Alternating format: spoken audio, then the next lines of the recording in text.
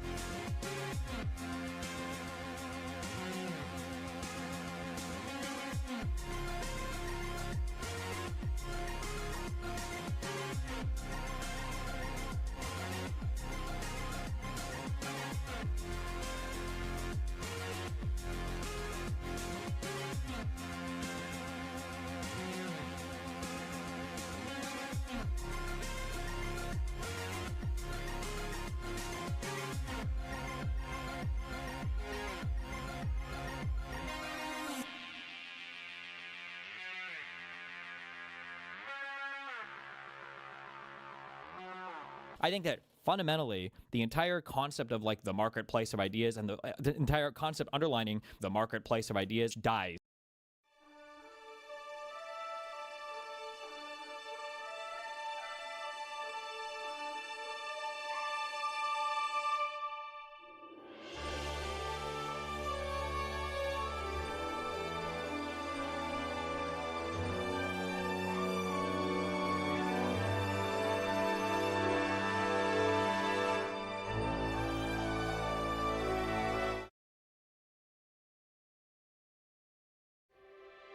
Our forefathers fought for liberty, individual freedom, self-expression, and the right to self-determination. They created a government of the people, by the people, and for the people, establishing a nation of free individuals who ignited a bright beacon of hope. America's a land where any person, from any background, can succeed, so long as they endeavor forthright with determination in their heart. A melting pot, the greatest hits album of the human race. We gather here today to renew that sacred bond, that oath to freedom. Welcome to the marketplace of ideas.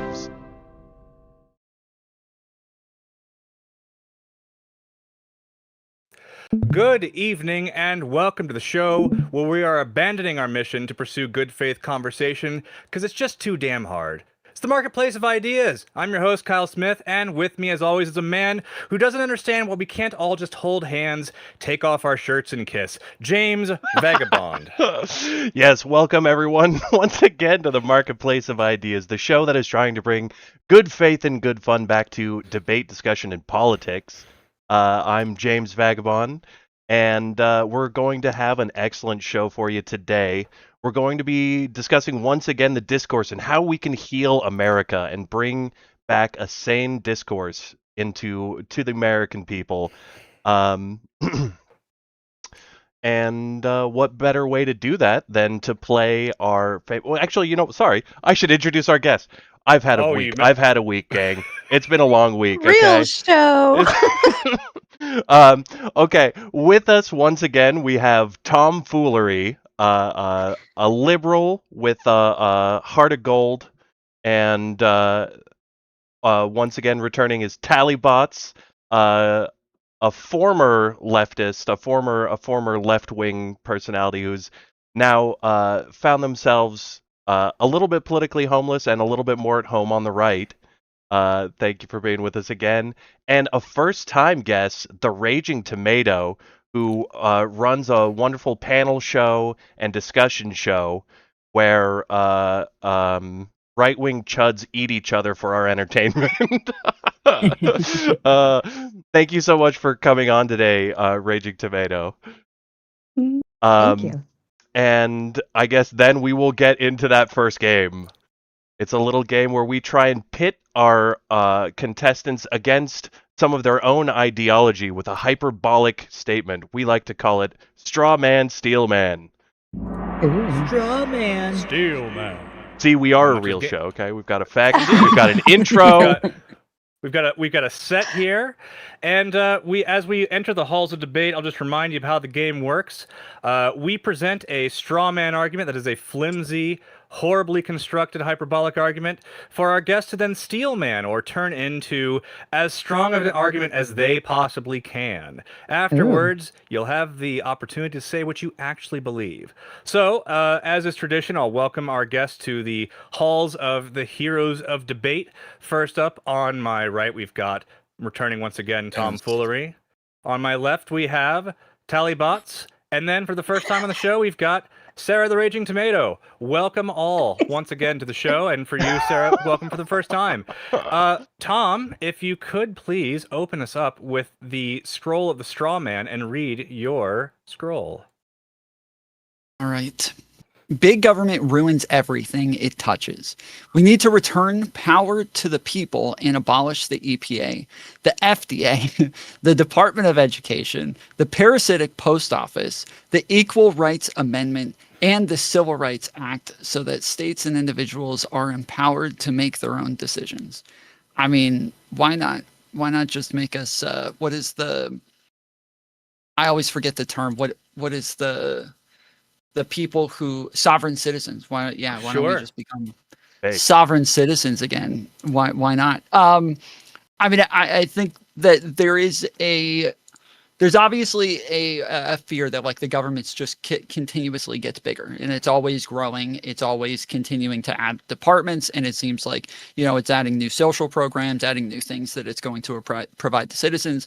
And that seems to be never ending. It seems like there is no limit on how far that can go. And obviously, once it gets more closer to socialism and things like that, it obviously is going to encroach on people's civil liberties and take away rights, and it takes away free enterprise from businesses who could be doing this through the market itself. And so I think that there is an actual fear of these things going too far sometimes, and some things do need to be deregulated, which is why the Democrats have done a good job at actually deregulating and getting rid of fraud and corruption. Incredible. Great work, Tom. Now, what do you actually believe? We should go towards communism and have the government run literally everything. Literally everything. Perfect. Just kidding. I mean, I do think that there has to be a balance. There has to be a good balance. And I think that like putting in place social programs and things that the government can do that'll actually be efficient and actually work, that's good. Especially where there are holes within capitalism. I think that the government needs to regulate things. The government needs to make sure that their citizens' needs are taken care of. But the market can do most of that. And so I want us to prioritize free enterprise, do as much as possible through capitalism. And then where there are small holes here and there, like police, fire departments, maybe even healthcare, things like that, that the government can go and step in and do those things for us. Yeah. And I think that's one of the reasons why it's so important for us to heal this discourse in the American people, because there's that ideal that the progressives and the left push forward for new ideas to try and better the systems we already have. And then the conservatives are supposed to be that pole that keeps it in check, sometimes reins back that power against the state becoming obviously too not large. Under Trump. Yeah. there's a little bit of a mishap between what their beliefs and what Trump is actually doing in a lot of cases, in my opinion. This is the most like business that has ever been connected through the government. They bought those shares of Intel. Yeah, there's a lot of, in my opinion, rent-seeking behavior from corporations through Trump right now. We'll open it up to Raging Tomato. Any thoughts on this prompt? I mean, like my actual thought process. Yeah. Okay. Yeah. So I think actually you're not going to be able to take power back away from the government. Once it's given, and it's very difficult to pull the reins back, right? The only way we're going to get away from this is to stop needing the government. I would heavily recommend more homesteading, more off-grid style. I know that's not reasonable for, all of America to just go get on property and live on the land or whatever, but removing your necessities from the government as much as possible they would be forced to limit themselves in at the end of the day, because all of this stuff that you're talking about, the FDA, the EPA, Department of Education, if I didn't send my kids to school, I wouldn't need a Department of Education, right? I wouldn't need them to be so big. I wouldn't need them to do all of these rulings. I wouldn't have to worry about my children and what their core curriculum is, because I'm teaching them, right? So I think by removing the necessity for a big government would actually kind of fix the problem a little bit more than just saying we need to deregulate and maneuver everything outward. I think that's a really interesting addition, where a lot of times when we look at how do we want to change society anymore, it's through this discourse of, well, what do we get the government to do to make that happen? And I think both sides could learn a lot from that. Whereas, if the far left, the communists and the socialists want to create these collective self-governments, to some degree, they have the ability to do that under a liberal system, to create workers co-ops, societies of mutual aid and things like these are things that they occasionally advocate for. And I think to some degree we should, as Americans and members of society, look to ourselves for what we can do to create the systems that we want to see without involving government when possible. We can't do that with all these things. Personally, I think the EPA and the FDA are really important. I think they do protect a lot of shared rights that should be upheld. Safety and health concerns that I think are important.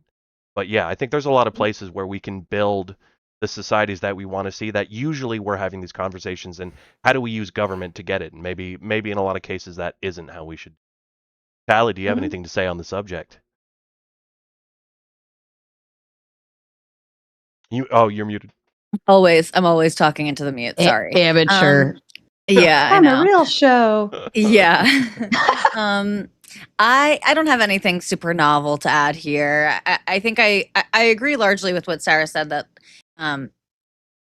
once the government takes responsibility for something or gives out some type of entitlement, it's basically impossible to scale it back, which is why our system of checks and balances is so important, and why I'm in no rush to get rid of the filibuster and things of this nature. I think even though our government on both sides of the aisle are not where I would want to see either party, ideally, I would like us to be able to hold out so that our system will still be there when we do get to a better place, which I believe will happen. It could happen. Yeah, but I'm with Tom too on everything is a balance. There are certain things that the market is not going to be able to account for, or to serve the people. I think when we talk about serving all of our citizens and stuff, sometimes we're just, that's not possible. And I think, again, that can come from a good place that it just sort of never ends, right? And trying to cover and help every single person. But yeah, I think market forces with some necessary regulation is pretty much okay. I'm not really a burn it down person, even if I do feel like there's probably a lot of unnecessary bureaucracy in a lot of these agencies. All right. Well, Fair. As long as you're talking, yeah. may we ask you, Tali? Before Before that, I just want to say we hit you hard with this one. So just know that God. we don't hate you before you read I'm this literally scroll. triggered already. Just Good. so you know. Perfect. When Excellent. James says we, he means me, as in him. I had no part in writing this. Okay. I simply took it, I copied it, and I pasted it onto the scroll. So don't hold me Perfect. accountable for what you read.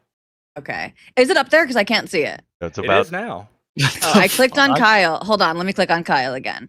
I'm getting the little rotating squares when I Amateur. go on to Kyle's page. Amateur. All right, I can try to just read it from the small text. Oh, Jesus Christ. Okay. Tali Botz is so terrified by the female penis that she is now knowingly supporting fascism. She doesn't care about the genocide in Palestine and is so afraid of Twitter commies that she voted for a member of the Epstein class, even after their attempted coup on January 6th. It felt so good to write. Did it? Did it feel that good? Okay. Turns out, in order to have good faith, you need to have a little bad faith too. It's like the sun and the moon. It's true. The day and night. You got to have the contrast. I mean, you got to address the elephant in the room. Yeah, absolutely. We take the bad faith and address it, and then banish it, and then we move forward. And we do that so I first need to by be a embracing straw it. man otherwise. We do it first by Yes. embracing it. Okay, so I need to Steelman this criticism of me. Yes, be your own biggest hater. You've talked to many of these people, and you are brave for doing so. Have. But now you have to become them. Okay, this is my final form. Tali Botz.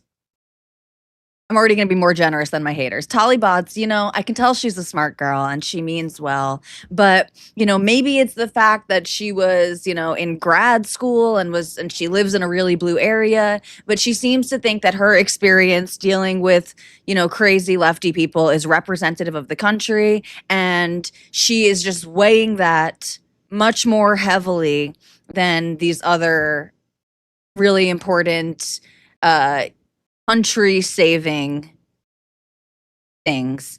And she made a choice that really only a bigot or an extremely privileged person could make.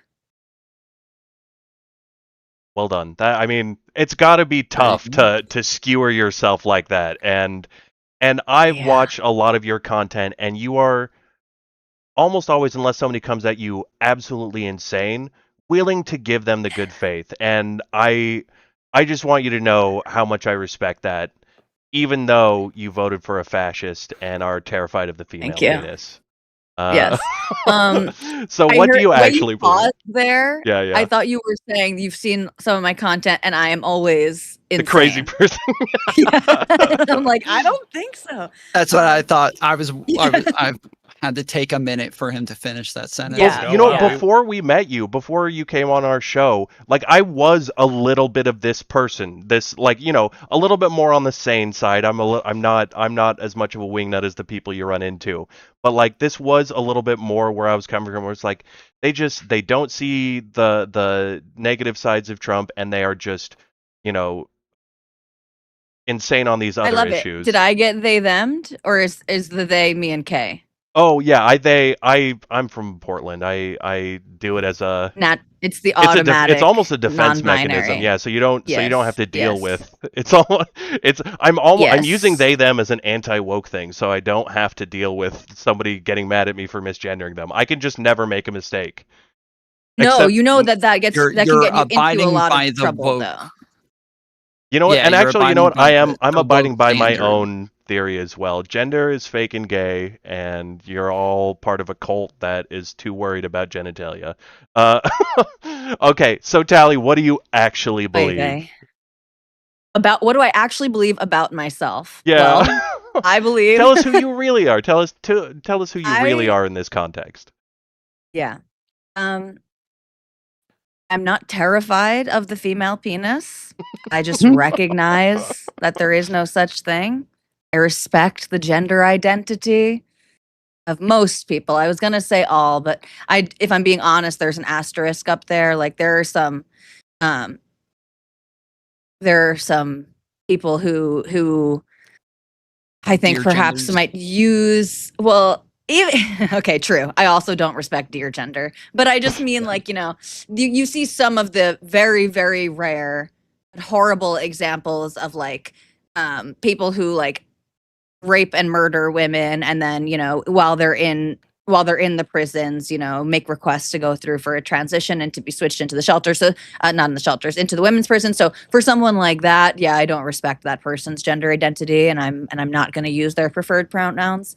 But yeah, I think I don't know what else to say about this. I'm not the We already not the taxed you a person lot that- with this one. Yeah, you're and the- like it's such a caricature, and it really does not get old. I really do hear this like literally all the time. I got into a Twitter back and forth about this like a couple days ago. So this perspective is well represented on the internet. Yeah. All right, Tomato, tell us what you really think about this prompt and who Tali really. Who she really is. Yeah, in your eyes. I think she's a person that's probably very well informed. She's obviously kind of switched teams, and as you said in the beginning when you introduced her, she's homeless in the world of whose team she's on and so on and so forth. But I think that's because she's informing herself and she's taking the time to get out there and explore the different ideas. And she has open ears and an open mind and an open thought process to what's going on. Therefore, whatever conclusion she comes to, we know it's not impulsive and just because she's afraid of a female penis. So yes, I just came in my pants. That was so beautiful. I know, Thank baby. you. My goodness. Here, you want some baby oil? I got some baby oil for you. Wow. I'll give you a Wow. massage later too. She keeps that Now- on deck. I do. On camera. We like that. We got a baby oil emoji over here. Okay, we take this shit seriously. All right. This is almost the most salacious we've ever been on this show. We normally like to avoid the gooner content, gooner bait. but they're You're welcome. going At least they're gonna this be- early in the stream. Yeah. We'll clip chip it. We'll put it in the intro for the segment. when we make the There's video for always it. there's always a time for cherry popping, and you're welcome. Goodness. Yeah. Jeez Well, Louise. Tom, as a Get us outta as a here. side switcher yourself, what's your response to this prompt? If you guys like the semantics of it, it's a little important. I would say that like there isn't a female penis, but I would say that there's like what people would call a girl penis or a woman penis. Like I would say that like there is like a difference between sex and gender. Obviously, biological sex is a very like substantiated thing that I think it's and I think it's important to separate those things because there is this like idea that the left is trying to like deny that biological women exist and things like that. And so I think obviously when you put the term female, which is a sex term, like it has a very different implication. But I do think I'm in Georgia. This is like a very purple state currently, and it's moving left. And but it's always been red. And obviously, yes, like I moved from being a Republican to a Democrat and went the opposite direction at the same time. And it's I agree that like the crazy, annoying fucking lefties exist. I fight them all the time on fucking TikTok, and they're absolutely obnoxious.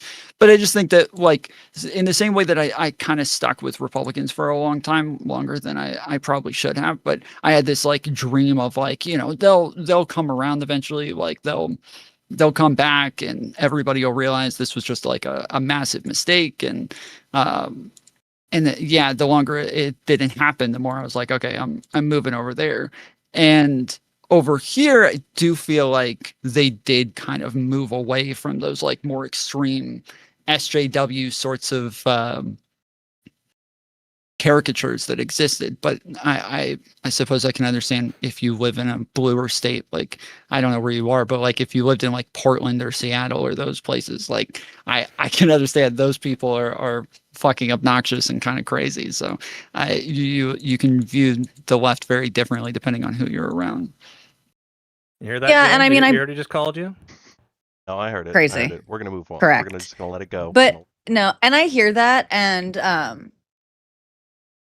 I think I bring up where I am because I'm trying to Steelman it, and I believe that obviously plays a role, probably more so than like where I am geographically was just the fact like I had this turn, when I was a PhD student, a grad student, and like academia can be sort of academic grad programs can be like hyper kind of woke and whatever. But it's really not like, it's not like, oh, people around me are annoying me, and so I've changed my politics, right? Like, Well, you've I brought saw, up where you live. Like every time I've ever heard you talk about this, you've brought up like I live in a very blue area, and this is how the people act. This is how they talk.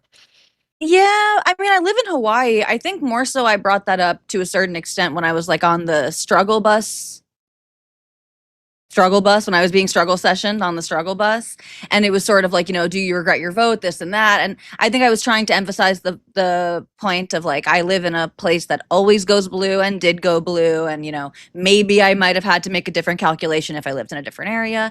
And I do live in, I mean, Hawaii is blue, it's quite blue, but I also grew up in New York, and I've been to lots of blue places, and like it's usually not like a scene out of Portlandia, like it's not, most people are not that crazy when you're just like walking. I never run into crazy people when I'm going to the supermarket, you know what I mean? Like when I'm just like out living my life. So it's really not that. It's like I was super woke. So I was in activist spaces, right? I was going out like 3 times a week and protesting with my local Black Lives Matter and Refuse Fascism chapters, right? Like I was like that type of person. So my immediate social circle was very woke. And so whatever, it was a war in 2021, it was an Israel thing, and I just saw my side kind of turn on me, and I saw all of these sudden hypocrisies. And actually, interestingly, I saw what I think a lot of people have been commenting on now, which is the sort of like misogyny, which is a word that I really hate using because I'm also a culture war, I've got an anti-feminist thing to me as well. But it was like right when I But do you not consider that part of like, how like they say like the far left people who are like farther left or like woke, they're more likely to go from the far left to the far right than to go from like a moderate, to moderate. And I took that into consideration because I was like a big fan of Richard Spencer and like Stefan Molyneux, and like I was closer to the alt-right when it was popular. And then like I recognize that, yes, like people who are farther right are more likely to just go to the far left. And I was like interested in socialism and things like that but I got canceled by my own people, and I got canceled by the right. And for like, kind of saying like, hey, like we should be kind of consistent on our own shit. Like BLM kind of makes sense to me, and like the systemic racism aspect makes sense to me. And we all make points about like white people being oppressed by the system, but we literally, if we apply the same exact logic, that's going to apply to Black people as well. And if we care about identitarianism, we would recognize that like these people have an identity that should be respected as well. And got canceled by my own people. And so I'm just saying that like I really took into consideration that like, oh, like we're just like very likely to go from like almost one irrational group to another irrational group. And that like I really like took that into consideration while I was like exploring socialism and looking at like all these other ideas that I wanted to kind of think about, while realizing all of the flaws within the group that I had been a part of for so long. I hear that. I just don't think under like any reasonable assessment of my politics that I could be considered like alt-right or far right. And it wasn't an overnight thing really at all. I spent several years after this still registered as a Democrat, still like, trying to do what I felt like I could, to change the tide of the party. Eventually, over time, the way that I view the world just like started to change, and it was not an instant process. And yeah, I just think like I agree with you certainly, and it's almost funny, the people who go from extreme to extreme, or I mean, just to stay on the trans topic for a little bit. 1 second longer. There's like an inside joke in trans circles that people will tell you, which is like a lot of like your favorite socialist trans activists were like actual Nazis on 4chan, like 6-7 years ago. And so, yeah, you really do see these types of big swings. Totally. And I've seen it too in people, and it can be a little bit of a turnoff, especially if it doesn't seem like it's authentic or sincere.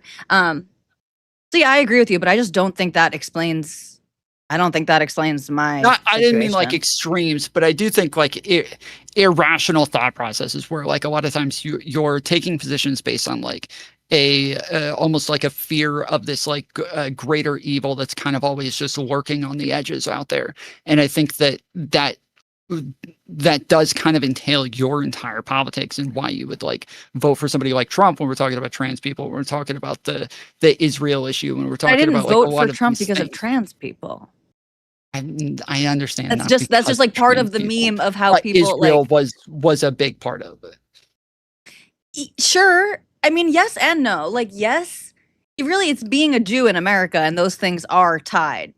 Whether people like them or not, and people will make different arguments for whether they should or should not be tied. But for the majority of Jews around the world, Israel is a part of their relationship to their culture, their religion, their peoplehood, and so it is for me as well. But I mean, the point that I used to make when I would fight with right-wing Jews back before I had like officially left the Democratic Party was that I would never be a single issue voter on Israel because the Democrats were never going to abandon Israel. Now, things are a little bit different now, and there are certainly plenty of Democrats who would. Not likely the ones who are going to like get the nomination in 2028 or something like that. But so no, it was not like, oh, I think that Kamala Harris, I mean, Joe Biden was supportive of Israel, everyone, like, people will take that in different ways. I don't think he fucking conducted a genocide. He's not Genocide Joe, right? Yeah, But that's true. also because I don't believe that there is a genocide taking place now or that did take place in Gaza. But so it's less of like an Israel policy than like the turn that has come on the left against Jews in the form of anti-Zionism, which is a movement of hostility against Jews and people who can be associated with Israel. So yeah, that was a big part of it, certainly. But yeah, I don't know. We can continue this back and forth. I'm not opposed to it. Maybe I don't understand. Maybe you need to be more explicit. I don't know if you're like trying not to say something that would offend me or not, but I don't entirely get No. what you Well, think It's I'm afraid of, or like what's navigating my politics. I just so you guys know, I have like a 2 to 3 second lag from when I'm hearing. It's my audio setup right now. I'm gonna have to take a while to redo it after getting my new monitor. But somebody else sounded like they were about to jump in. I was just going to say, why don't we table this for now? And I know Sarah's been waiting patiently to read her scroll. One more scroll. There always waits patient. I love listening to the back and forth. So Well, I'm I a mean, patient little. Well, and that patient probably little kitten. suits you well when you run your own show. But I would hate for you to feel relegated to doing the same thing when your name isn't even on the on the title of the show. Well, I guess it's in the title, but you know what I mean. Anyway, Sarah, you've seen how the game is played. Would you like to read your scroll? Yeah. Is Here it we- okay? Oh goodness. It says Donald Trump is the greatest president, nay, the greatest American that has ever lived. Tariffs have lowered inflation and brought back American jobs, and we've completely destroyed Iran and made a more peaceful and prosperous world. The left is just triggered and think he's racist for absolutely no reason. All right, so I need to Steelman this. As best you can. And James, I'm going to ask you to hold the fort while I feed my cat because he's getting very impatient and justifiably so. I'm a little bit late in feeding him. Be right back in a moment, folks. So I need to make it a stronger argument. Yes, become Donald Trump's greatest warrior. Well, this is the greatest country in America. Look, I can't do Trump, but It wasn't bad. That's good for a lady. Yeah, you could have kept it. Yeah. I was there for it. I'm not sure because I feel like the only way I could strengthen this is to actually know the data, and I'm not familiar with the data. Let's see. Donald Trump is the greatest president, the greatest American that has ever lived, the greatest American ever lived. Tariffs have lowered inflation. Has inflation actually lowered though? What percent are we at now? Not good. Not great. They're up from when Biden left office and Trump took over. It's not up from the worst of the COVID-based inflation, but it's worse than it was when he took office. Okay. And brought back American jobs, and we've completely destroyed Iran and made more peaceful and prosperous world. We did contract with Iran, didn't we not? I think they found, like, last I think I heard was they came to an agreement on some things. Was it with Iran? I mean, yeah, we keep getting temporary agreements that get blown out sometimes literally blown out in a week or two. Okay, and is the Strait of, what is it called? Strait of Hormuz. Hormuz. Is that one open and operating now? Not exactly. No. Kind of. Well, okay, but your job is not to care about reality here. Your job is just to be Donald Trump's biggest fan and just glaze him over all of these things. Yeah, well, I know. I'm just thinking the only way I could really strengthen this is to actually have some type of input. And so far, the information you're providing me is not helping. The left is just triggered and think he's racist for absolutely no reason. Donald Trump. I know for a fact he's not racist to begin with. Like, I saw a picture of him kissing a baby once, and it happened to be black. So there's your token right there. Number one. How could you Number be racist two, if you kissed a black baby? That's what I'm saying. You can't be racist if you're kissing black babies. Number two, he has to be the greatest American. I mean, he was on what was that show called?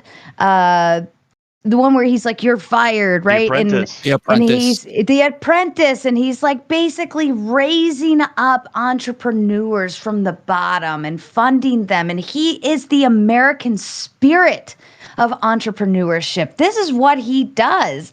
If you're talking about bringing jobs back now, not only is he bringing jobs back by getting a bunch of people the fuck out of here so we could replace their positions with our people, but he's also the man of entrepreneurship. He has taught people how to do it themselves. He has raised that. He has so many companies out there handing out jobs like candy. And the tariffs, don't mind the tariffs, okay? You guys will figure it out. It's really, we want to say, oh, the consumer's going to pay for all this stuff. No, it's the company. They pay for that shit. Now, if they pass that cost on to you, the consumer, you should be upset with that company and not with Trump, because daddy's got to do what daddy's got to do.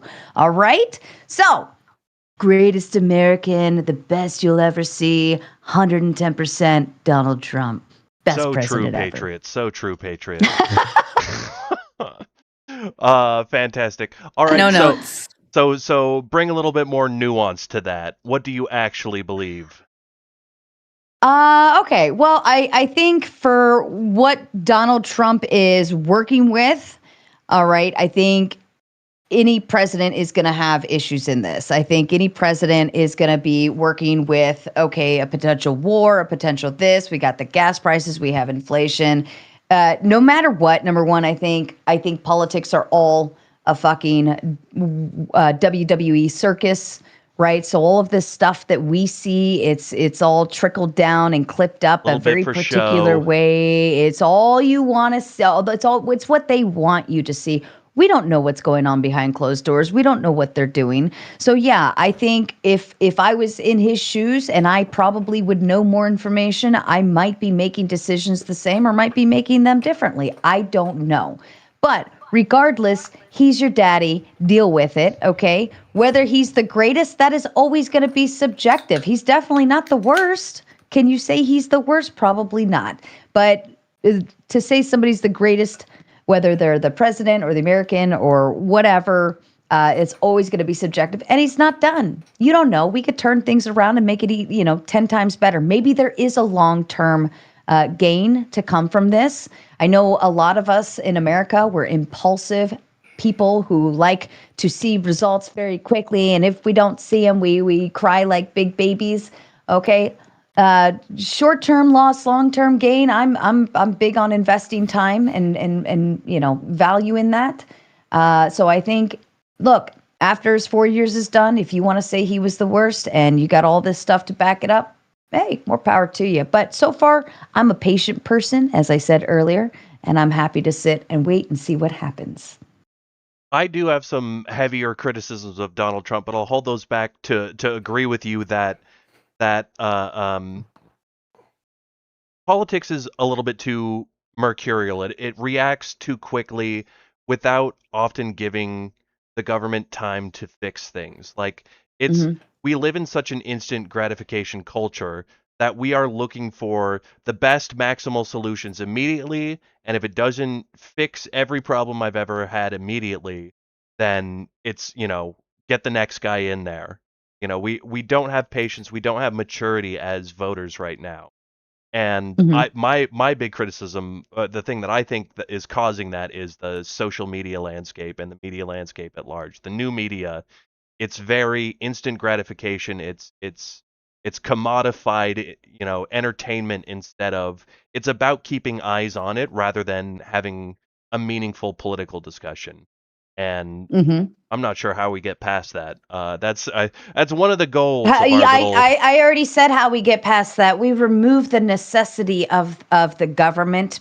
And I don't mean like get rid of the government. We obviously need a federal government. We need a state government. But if we remove that necessity, they need to come back and need us.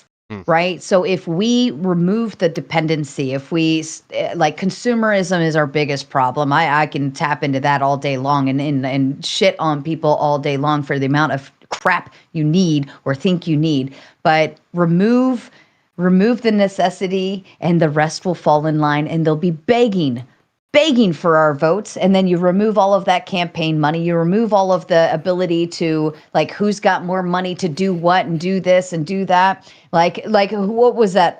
There was a little tag that said something like, I wish politicians wore their sponsors on their jackets like NASCAR, right? Yes. So at least we can know who's funding them. And bigger based on how much funding they get from them, Yeah, like big fat one across the back.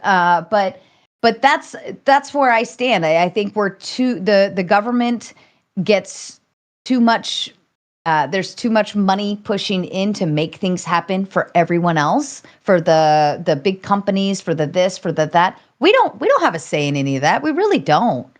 Like, if you think that I can go and vote on whether the big pharma can do this or the utility companies can do that, you're joking yourself, right? I don't have a say in that, and I have no control over that. But the big company with all the money does. But that's because I rely on the utility companies. I rely on the pharmaceuticals. I rely on the medical industry. I rely on consumerism, right? And if we kind of remove that necessity, put them back at our beck and call, I think it'll change everything. Tali, you look like you had something that you wanted to get in there at some points in that. I don't see, I love the spirit behind what you're saying. I just don't see it happening, on any real, scale of, yeah. I'm also just very sensitive to the sort of populist messaging there, because I think that can just easily be taken too far, and it almost kind of ties into what we were talking about before with the tariffs and the companies, and not to make it about tariffs specifically, but it's okay, we don't pass it off to the consumer or something, and so the company has to just eat it until the company closes, and then those jobs go away, right? And it's not every one or thing that is more powerful than you is inherently evil. I think there's a paranoia kind of at the base of a lot of our politics right now, and I think this is connected to people's just total lack of faith in our institutions. And I know that's already an overplayed thing to say, and I don't have any big solutions. And I think I'm really with you, James, that our media landscape is toxic at the core of all of this. Yeah. And so I don't know how we escape this all, but I don't see how in any or rather, I guess what you're saying, Sarah, is very good advice on the individual level. You know, it's a message of empowerment. Build your own independence. Build your own independence, and also just there's something spiritual there too, of be grateful for what you have and rely on the people in your life, in your community, and that is a good way to try to lead all of our individual lives. Yeah, Yeah, I would But rather it's gonna be yes like it's gonna and be that solution. Yes, right. yes, you should build those things, but also we should look at building better systems so that we can rely on them and we aren't being abused by them. Yeah, Could and you I'm also imagine, though, if everyone built their own form of independence, whether it be in food? I mean, I'm not saying everybody can necessarily go off grid. It would be unrealistic for me to say that, but if more people were able to make their own clothes, and if we didn't buy name brand bullshit for $200 a t-shirt, right? Imagine how much that would change the grounding of consumerism versus actual stuff we need, or where our money goes, and where like the tariffs would we're mean nothing. America. Yeah, but We're right, but the America. We're tariffs, like capitalist to our core. Like the yeah, right to like property is like inherent in like what we believe to be our like God-given rights. And so like while I'm with you, and again, and I think there is something like again on an individual level, if I'm talking to an individual person, especially someone who's like struggling with money, right? This is all like good advice and it resonates, especially again, sort of on a spiritual level of like, we don't need all of these things. And also I believe our world is a better place today, not because we have these things, but like it is our ability to choose and to get beautiful things and to own, like that makes America the place that all of the people all over the world are risking life and limb to come and live here and have this opportunity. And the countries that we look at around the world that are successful countries that we might want to emulate or might want to visit also have $300 t-shirts in their boutiques. So That's true. it's Freedom. just it's a mixed Not even just bag. that. Like you keep saying that there's not like a possibility for everybody to live off the grid, but it's not even like it's not even that it's not a possibility for everybody. It's that it's not even a possibility for 1% of Americans. Like we have to be able to use roads. We have to be able to use cell phones. We have to be able to use internet. We have like most jobs like require these sorts of things. And then even going and just like growing your own plants or growing your own, getting water from some source. Like there's so many things that you would for even that 1% where they would have to engage with the grid in some way to where they're still using tons of things that are funded by the government and funded by taxes. And it's just, it's not only is it just like not realistic for most people, it's not realistic for even like 1% of people to be able to do this, let alone like even just the land existing for people to go do that. Yeah, no, and I recognize that. Like even like to be fully off grid would be highly like unlikely to obtain that and live in America on the normalities that we have, right? You wouldn't be a part of a normal society. I know that. But if we shoot consumerism down to the core, the tariffs wouldn't even matter. Why would we complain about tariffs if we don't buy a bunch of shit from a bunch of different countries that we don't freaking need? Well, this is so like whenever I argue with communists about things, like one of the things that they always like talk about is that like all of these individual communities will be able to provide for themselves and that they'll be able to just provide everything for themselves and they won't depend on like this greater market. The problem with that is absolutely fucking insane because even within your community, you're not going to have all of the resources for everything to be able to create everything for yourselves. And so you'll still have to trade with other groups in order to get those things. And that especially exists with like, China has a lot more resources. Ukraine has resources. Russia has resources. Like all of these different countries have a ton of resources. And not only do we have resources as well, but like there's tons of countries with just like almost nothing. They don't have shit. Like they don't have cobalt. They don't have steel. They don't have gold. They don't have so many fucking things that are necessary for living in modern society. Especially there's been a huge problem with having like RAM sticks right now and like the shortage on RAM sticks because of AI. But then on top of that, even I think the Intel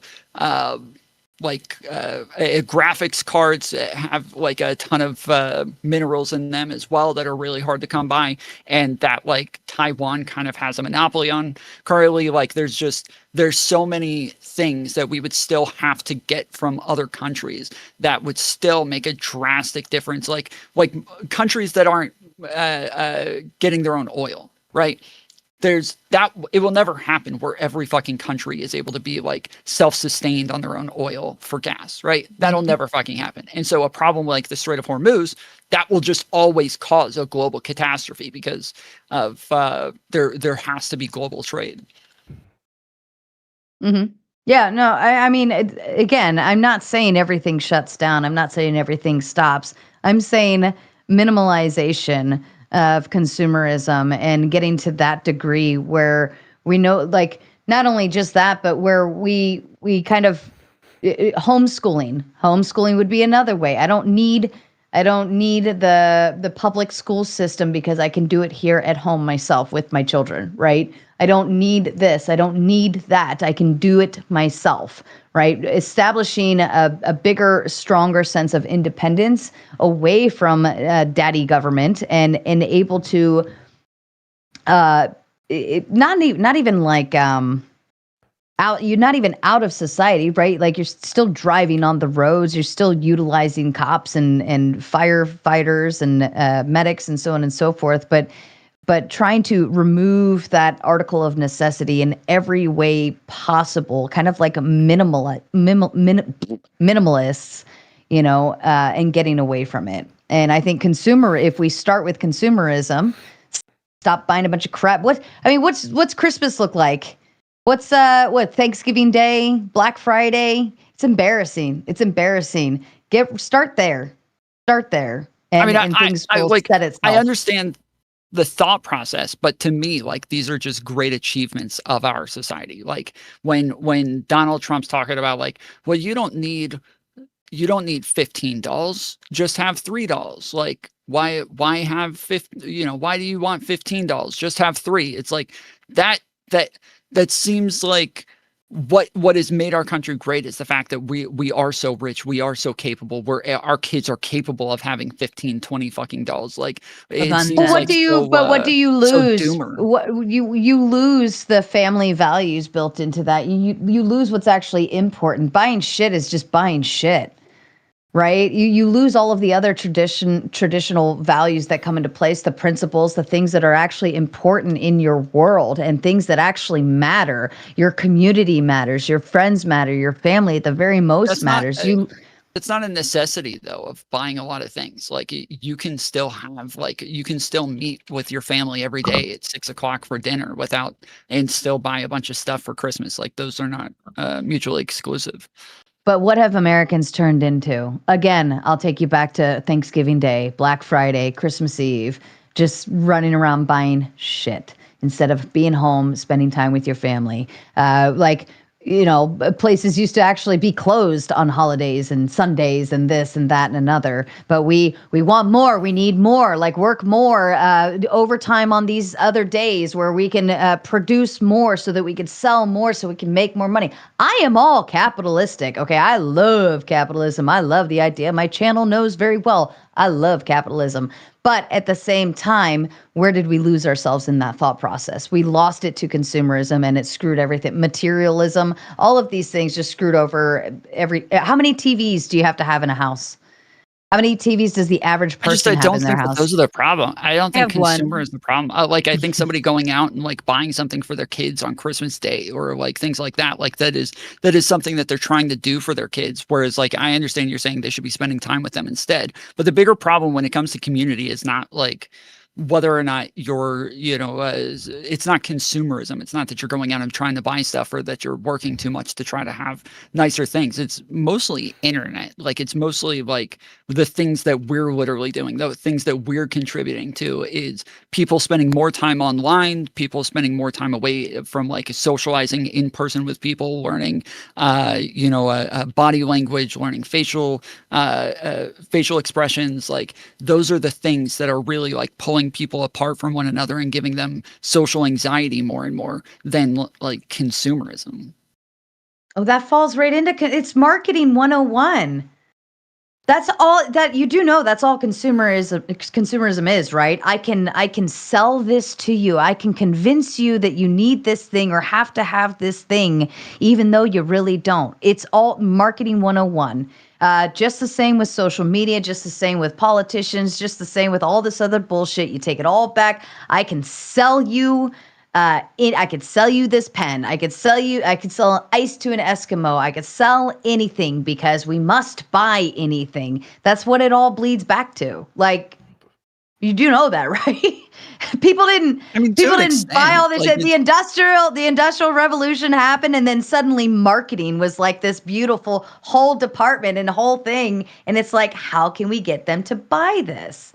And that's all it is now. Every time you open your phone, every time you turn the TV on, every time you watch a movie, not only is it propaganda, but it's all marketing and selling everything that you believe you need or believe you want or believe you have to do or ways you think you should be. I want to be like Kylie Jenner. I'm going to be the greatest president. Like all of this that's how you become a president.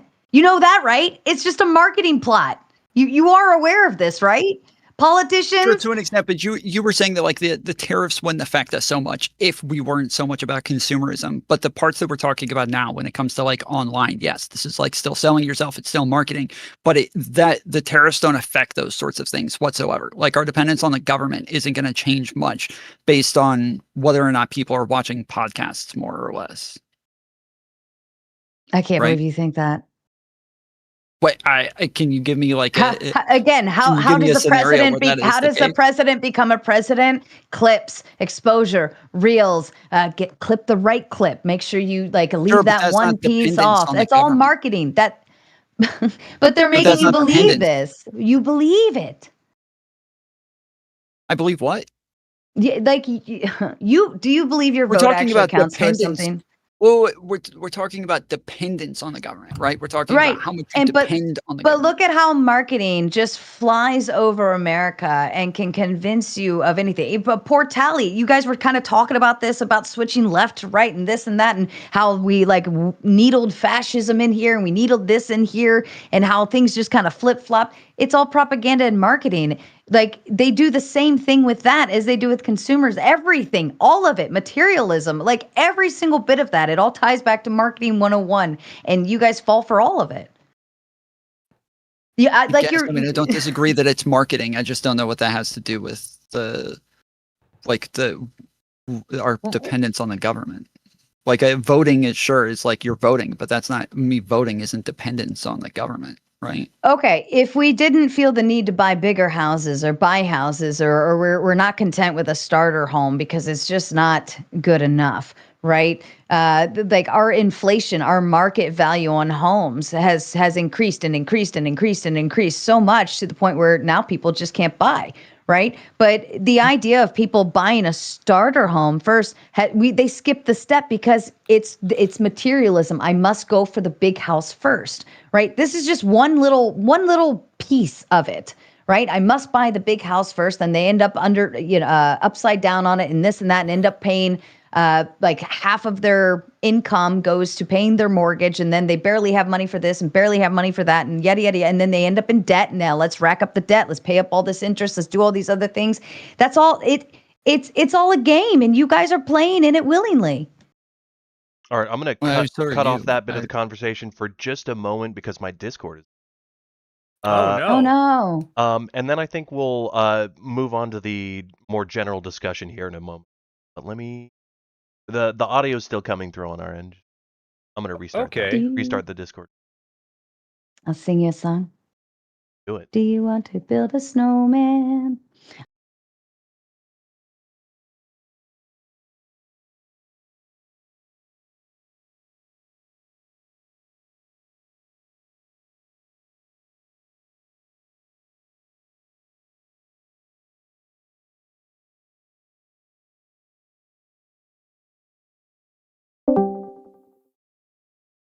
So the audience doesn't know that we're all naked.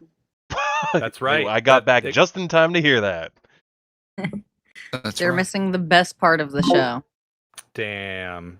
Only Tom's audience will know the truth. All right.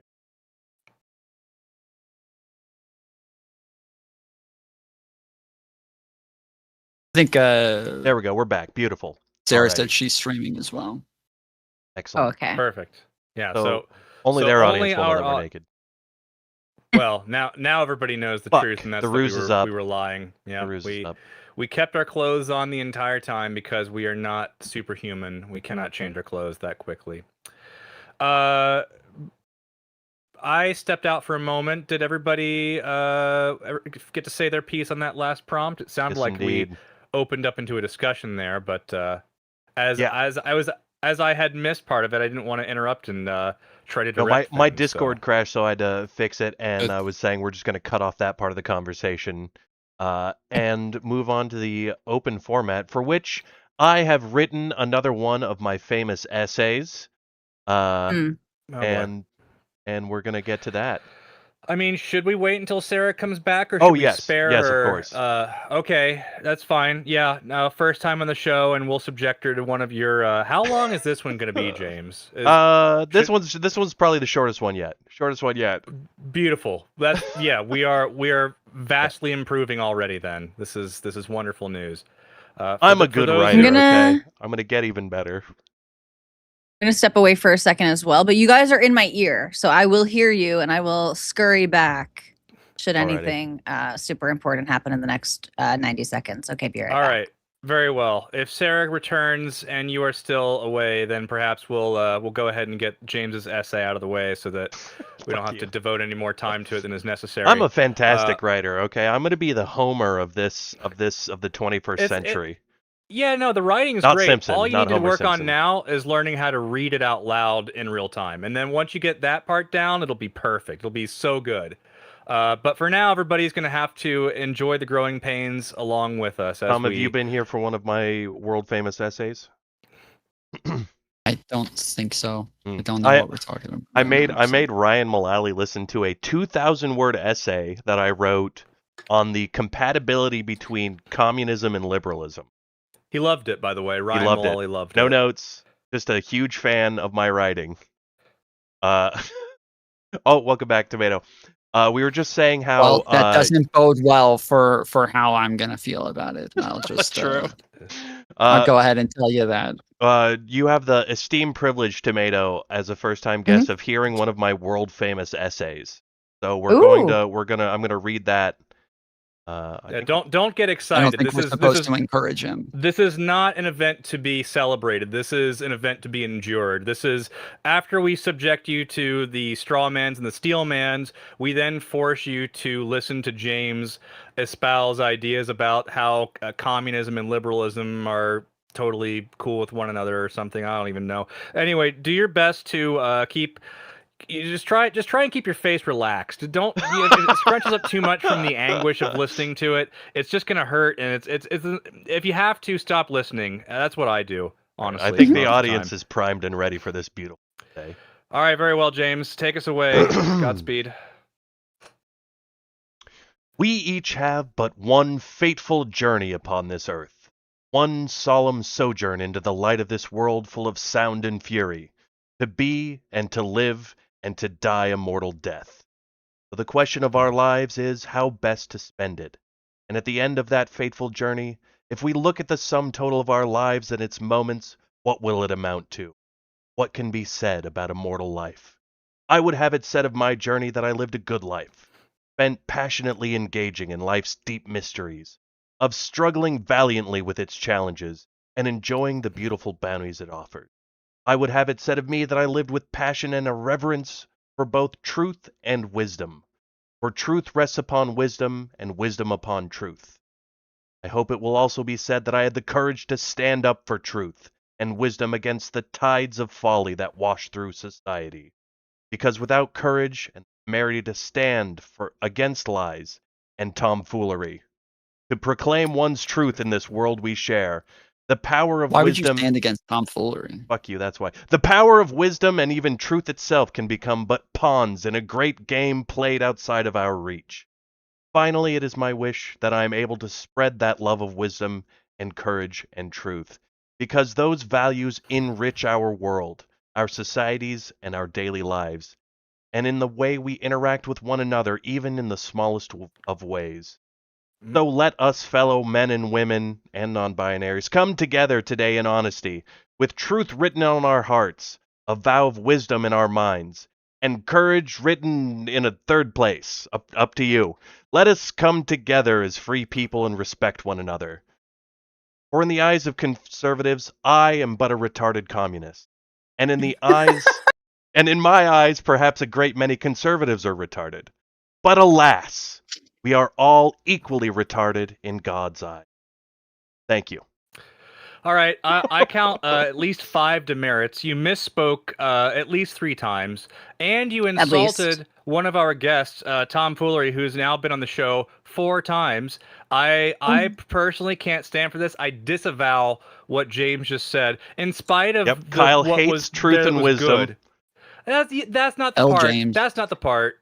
L. L. James James in chat. indeed. Boo. Kyle, I appreciate you leading by example here and showing your fellow libs and Democrats that it is that easy to denounce the crazies on your own side, that you don't have to make excuses for them, you don't have to apologize for them, and you Well, don't have to double down. To be clear, if James was running against Susan Collins, I'd still vote for him. So, I just putting that out there. But hey, James, all things considered, I appreciated what was good in there. I'm still going to disavow you insulting Tom Foolery, who I can't allow you besmirching him so freely. And Tom's also, never coming back. you did misspeak a couple times, which invalidates the entire thing. But Was it passion and reverence or passion and irreverence? Well, you know what? We mix both in here. They're the same. They're It was not the passion and same. reverence. And a Okay, reverence. you said reverence. Oh, okay. reverence. Fine, Okay, it's fine. the There we misspeaking. go. Okay, it's perfect writing. Fair. So what you're telling me is it's perfect writing, but I misspoke. Got it. Understood. Criticism heard and fuck it. I don't believe it. Disregarded. I disregarded it. I think it Oh. sounds all pretty and fluffy and rainbows and unicorns and shit, but isn't that like a typical commie lefty socialist type of everything sounds good, looks good on paper, but implementation always fucking sucks. Implementation sucks, and Oof. that's the world we're living in. Is how do we have the courage to stand up against not Is he only doing it again? not only He's doing it again. not only the James- tomfoolery of the other side, but the tomfoolery on our own side. Doing it again. okay, come Okay. on. All right, James, James. we got to put a stop While to you were this. speaking, I felt inspired by Kyle's facial reaction to your response. Now, to be clear, Yeah. I was mostly upset that he's insulting our guests and misspeaking as he reads his essays in real time. But I agree with some of the substance, particularly the part where he said that we are all equally mentally deficient. However, on our show, we do have a way of In evaluating. God's eyes. In God's eyes, which is also, I mean, we'll just set that aside as to whether or not that's even. Let's not even unpack that because we don't have time. We have to talk about how we evaluate the retardation of our ideas in our Discord server because we are, in fact, the marketplace of ideas, which means we have an A actual real market. marketplace. A real fake marketplace run by a fake currency that we call A real Grift fake coin. currency. Number 2, Grift bitches. coin. Look at that. Tom Foolery maintaining a spot in the second place within the creator stock with a 16.07% share of the market. We Tali, need to get that first place. you first gotta, place you gotta people, let's unseat get it. North. Wait, Tali, like We're a doing pretty percent of- good. A percent Yeah. of what though? The market. the share of this market. As you can see, we have users in our Discord have invested their fake currency into these various creator stocks, indicating their support for those creators. Or perhaps maybe they're going long and they're gonna say, oh well, maybe in the future people are gonna really be buying I don't know, Jebtan stock, and so they're gonna buy Jebtan, and eventually Jebtan's just gonna blow up, and then they're gonna sell it and dump the stock on it. I don't know how people are strategizing these things, but they have the opportunity to show their support for their preferred creators in our little system here. And I'd like to officially welcome the Raging Tomato to the list. Nobody has bought you yet, but that's okay because you've literally only been on the chart for a couple of hours now, and when I made it up a little bit ago. So Well, I mean, I'm kind of an expensive date, so well, then maybe. Well, so if you're going to invest in the Raging Tomato, invest large amounts. You heard it from her. So we'll see. Well, how do they number... invest, Kyle? Well, they can go to the exchange right here, and maybe you would say, I don't know, buy shares of a particular creator, and then we'd say, select a stock from this list. Maybe I want to buy some Raging Tomato. And then I would say, do I want to calculate how many shares I want to buy? No, I want to calculate how much Griftcoin I want to spend, and then I enter that amount, I press submit, and then I'm given those shares. Now, I'm not going to buy any. As a commissioner of the marketplace, it would be unsuitable for me to be participating in such a way, considering all the inside information I get. Insider trading. That's Yeah. Right, we can't disavow that. But if anybody else is watching and would like to show their support for Sarah or any of other guests or anybody else who's been on the show thus far, you can do so thusly. With that, Well, but where how do do we you go? get Griftcoin, Kyle? First of all, you can Well, get I it by this joining is our genius. server, or you can call in later when we do call-ins. And if our True. guests enjoy your call-in, then they can award you up to 1,000 Griftcoin, which you can spend in the server. We're building a lot of fun systems. We're going to create debates where you can bet Griftcoin. We've got a lot of systems that we want to create, but we are, we're an Well- early show. We're still building things. Not all of these functionalities are built in yet, but we're trying to build a Functional. big fun system that gives you a lot of ways to interact with your Griftcoin and win at the Utopian, marketplace of almost. ideas. Our ideas are utopian, but unlike the typical communists, we're actually building something. We actually have something to show for our utopianism. These communists can work. Yeah, Mhm. unlike now, most. hang on. I'm no communist. Wait, I just how want to be can- clear about this. Hold on, though. How You're can we a communist have... by association. Yeah, how can you have a communist on here and then be capitalizing on the market? Well, to be clear, I'm the It one is- who it does is all a the little actual work strange. in the building of the marketplace. He Yeah, he well, just- maybe your communist should be communing this workload over to, himself. Well, I think really what it'll eventually just branch off. James will have his own thing where everybody just likes every creator equally or something. I'm not really sure. That'll have to be up to James when he does that. But enough of that. We'll have to see how that turns out in the future. But for now, we have a discussion to get to. Discussions is the topic of our discussion. And we have several people who not only participate in such discussions, but run discussions online. And I think that everybody here, especially Tali, with your amount of participation in those discussions, is uniquely qualified to have an opinion about what constitutes a good discussion. Before we open things up, there were a few that I saw recently, conversations between people on the left and the right that I thought were particularly interesting and good faith and well moderated. One, I don't know if you all caught it, but on Channel 5 there was Hunter Biden and You Nick had to Fuentes. say that. Ew. I I enjoyed thought it. that I might really not- enjoyed it. Oh God, guys. We can. I don't know well, how we you can say that was well moderated. There was no real moderation, like outside of the fact that he stopped him from saying certain things about certain or About he black kept saying, people. well, we don't. No. He kept telling Hunter Biden, he's like, we don't want to disparage our guests. We don't want to disparage our guests. He wasn't even disparaging him, and he just kept saying, Yeah. no. I want to move on. I want to move on. I don't want to disparage our guests. He's like, I'm not. He was treating Nick like a baby a little bit. To be fair, I think you're right. I'm not thinking about the moderation. I actually have some criticism about the moderation myself, in that regard. But I thought the discussion was nice. I enjoyed listening to it. But I another enjoyed example that covering it for content. I'll actually throw I'm Tom sure a it's a bone here content insofar gold I as he really needs it. am politically that- homeless. If that's that, what you see as a good representation of a bipartisan, Here's a better cross one. the aisle I'll give you a better one. communication. I'll give you a better one if you I'd want it. Kill myself. No, well, hang on. Before you do, though, Jesus did you check out? Christ. Did you check out the conversation between Josiah and Jebtan on Tom Foolery show recently? No, actually. Well, if you haven't, check it out. I'm thought sure it was great. I'm sure I would like that. And that was well moderated and good faith throughout, and there was nobody who's Nazi adjacent on it. So I would say ultimately a more digestible conversation overall. But maybe Definitely you have recommend. reasons to disagree with my examples, and I'd love to hear those.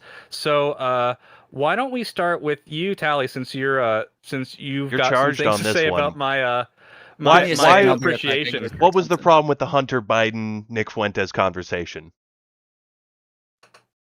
Okay. Well, I don't like either of these gentlemen. At least Nick is entertaining, although really Nick is much more entertaining on his own show. There's something interesting I find seeing a lot of these people, Nick, Destiny as another example, seeing them outside of their streaming setup. They're quite awkward. They look like really like, plucked out of like a little. I feel like we're like watching them in like a fish tank, and it appears that way too when they're plopped out into the real world.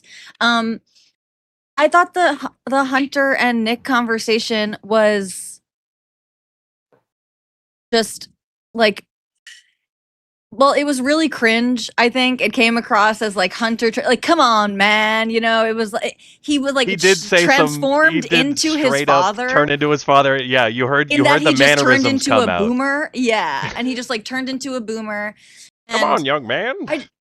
And I just think too, like, I don't know. I mean, again, they wanted to all be able to come together on populist slop, and to me that's not good across the aisle conversations. I want liberals with who are sincere in their beliefs and will fight for their beliefs, and conservatives who are sincere in their beliefs and will fight for their beliefs. Not that everyone can come together and agree that like Israel is so bad and like the billionaire class is totally keeping us all down, man. Like that is just lowest common denominator slop as far as I'm concerned. And so I don't think there's anything impressive about the conversation. I don't think okay. But even the Channel just 5 based guy, on- I Andrew didn't even- Callaghan, his Oh, go ahead, populist Tom. like bullshit is just too much. Like it really is. His mainstream media, anti-corporation shit is too fucking much. Yeah, I do find him to be And a little now bit he's like going to populist-centric, yeah. Iran.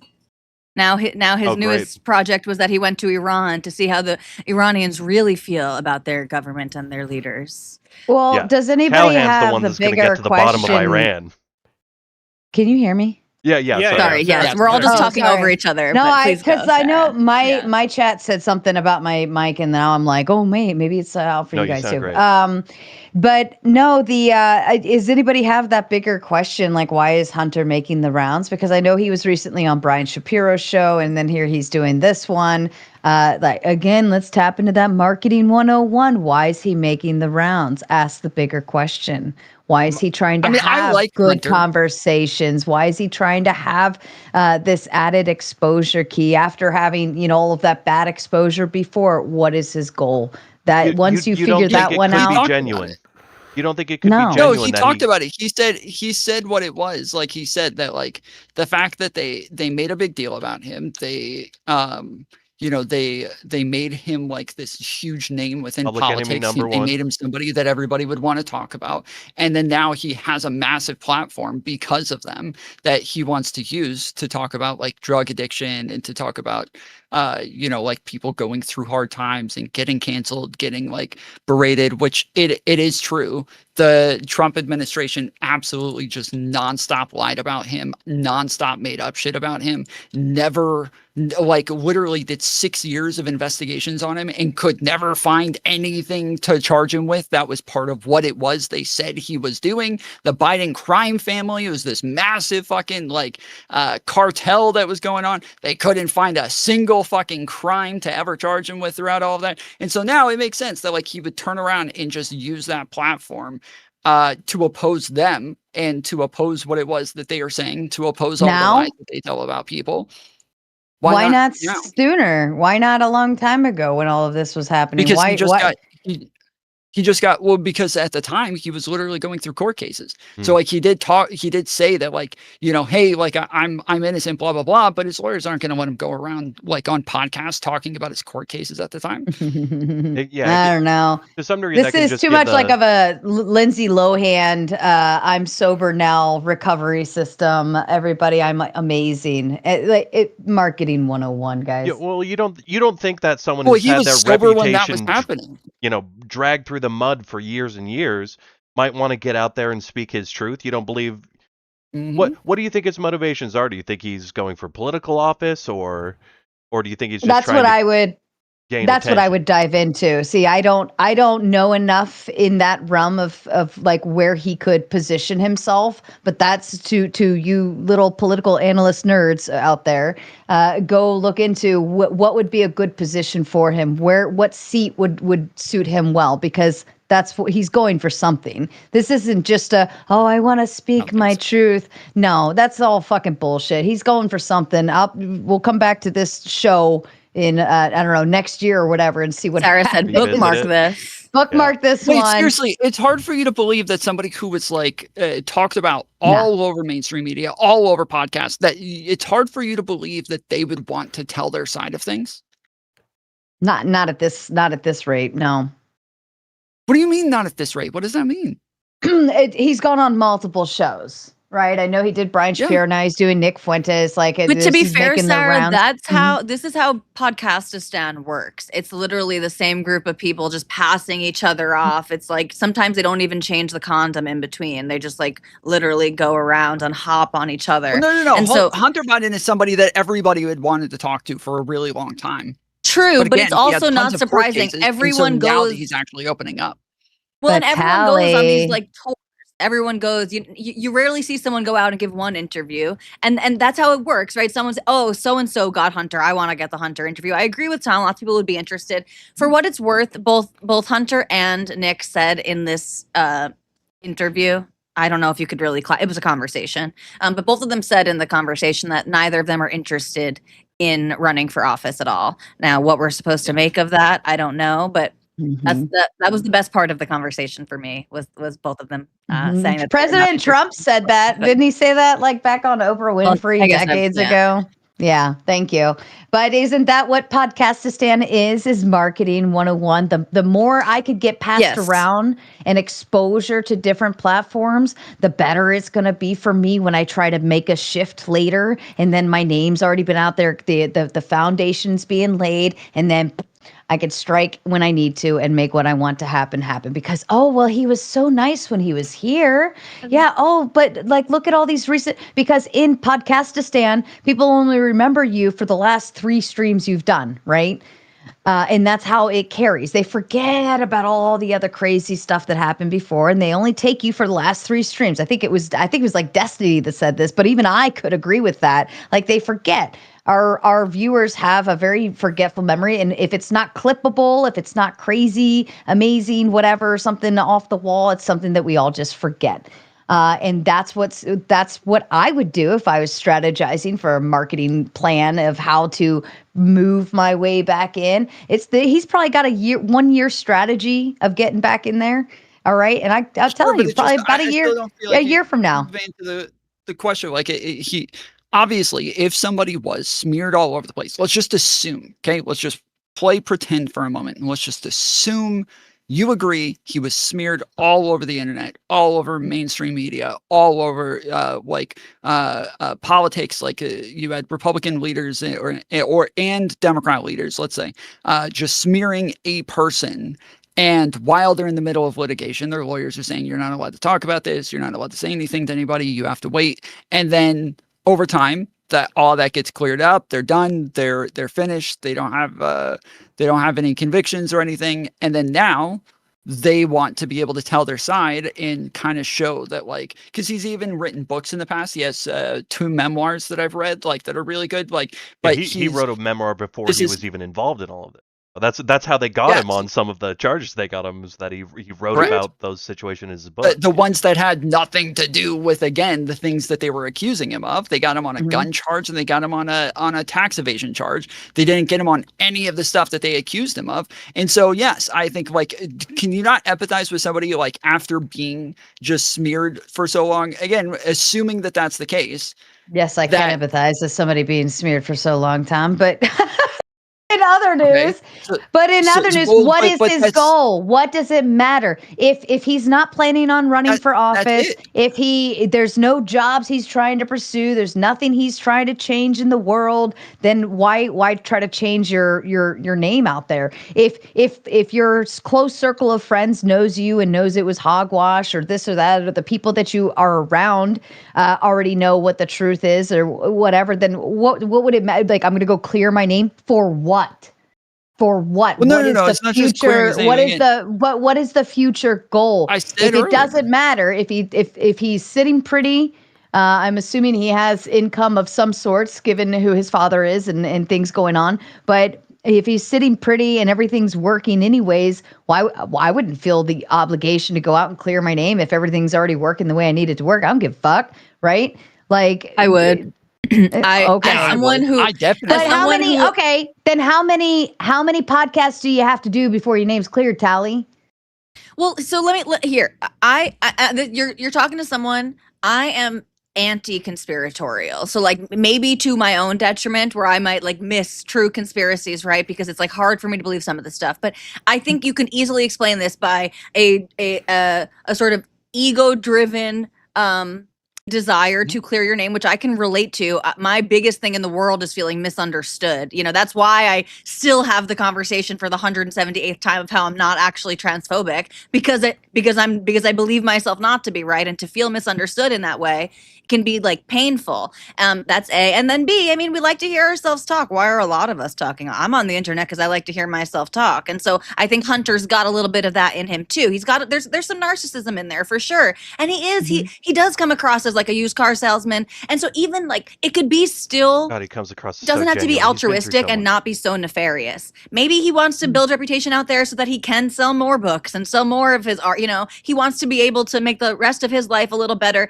You want to be popular. You want to be liked. I think there are like But his human given motivations. reason is like addiction, like awareness and things. I like don't that. buy Like, that, though. I do. I will say I do appreciate like the way that he's talked about this. I do appreciate like the way that he's come out and talked about these things as like a former heroin addict, and also as somebody who was like horribly canceled and smeared and things like that. I do know what it's like to You're like speaking of kind of have to yourself then? sit there and You're not you're being able to talk about thing. What? you're speaking of yourself in that case. You're a former addict.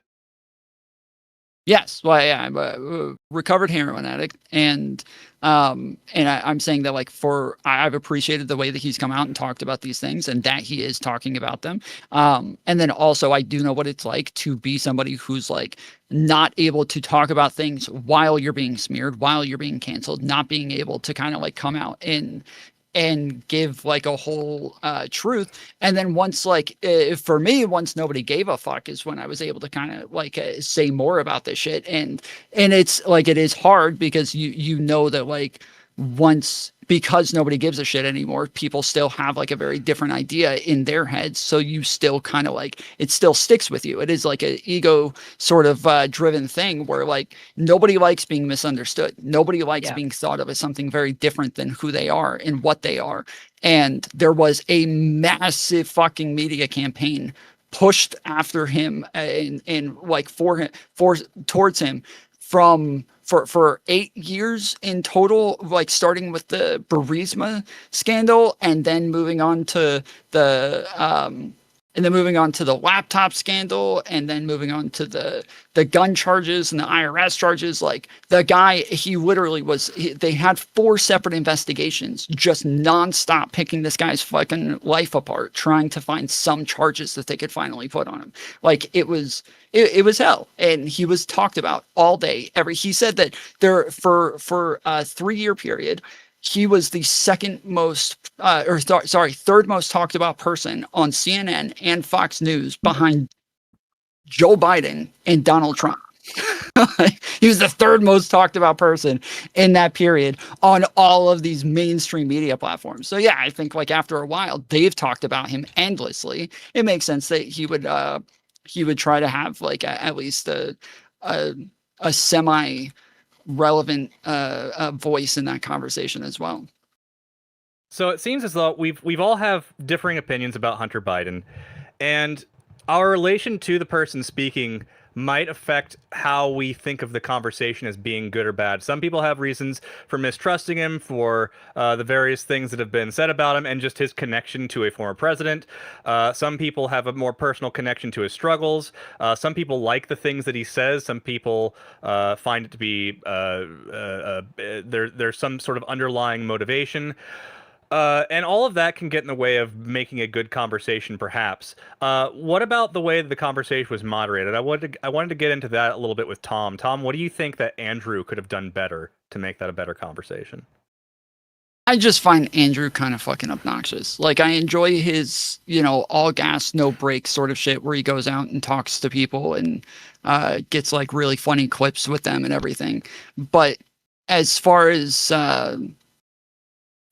his just like radical populism, it is so obnoxious. It is nonstop with like actually, like he kept inputting that throughout the entire conversations.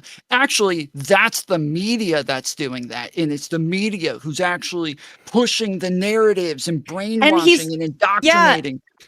And Tom, and then there's the pop-ups on the screen of the graphs of look who owns all of the different media, and it's the webs. And he was like 5 seconds away from a fucking octopus spreading the fucking screen with a Magen David in the center. He's writing, and frankly, his red string all over the place. He does, yeah. And I think what I was trying to give in my sorry, I just interrupted what you wanted to talk about, which was the moderation. But I guess what I was trying to get at was just like they were less interested. I felt like the tone of the conversation led by Andrew, but also I think this was Hunter's goal, was like, I know we have all of these pretty significant political differences on social issues and economic issues and whatever, but like, which is also cringe. But can we just put aside our differences so that we can talk about how evil Israel and the billionaires are? Like it was basically how can we skirt around our actual differences so that we can agree on this populist messaging? And that is not really that's not interesting, and that's not actually a cross-ideological conversation.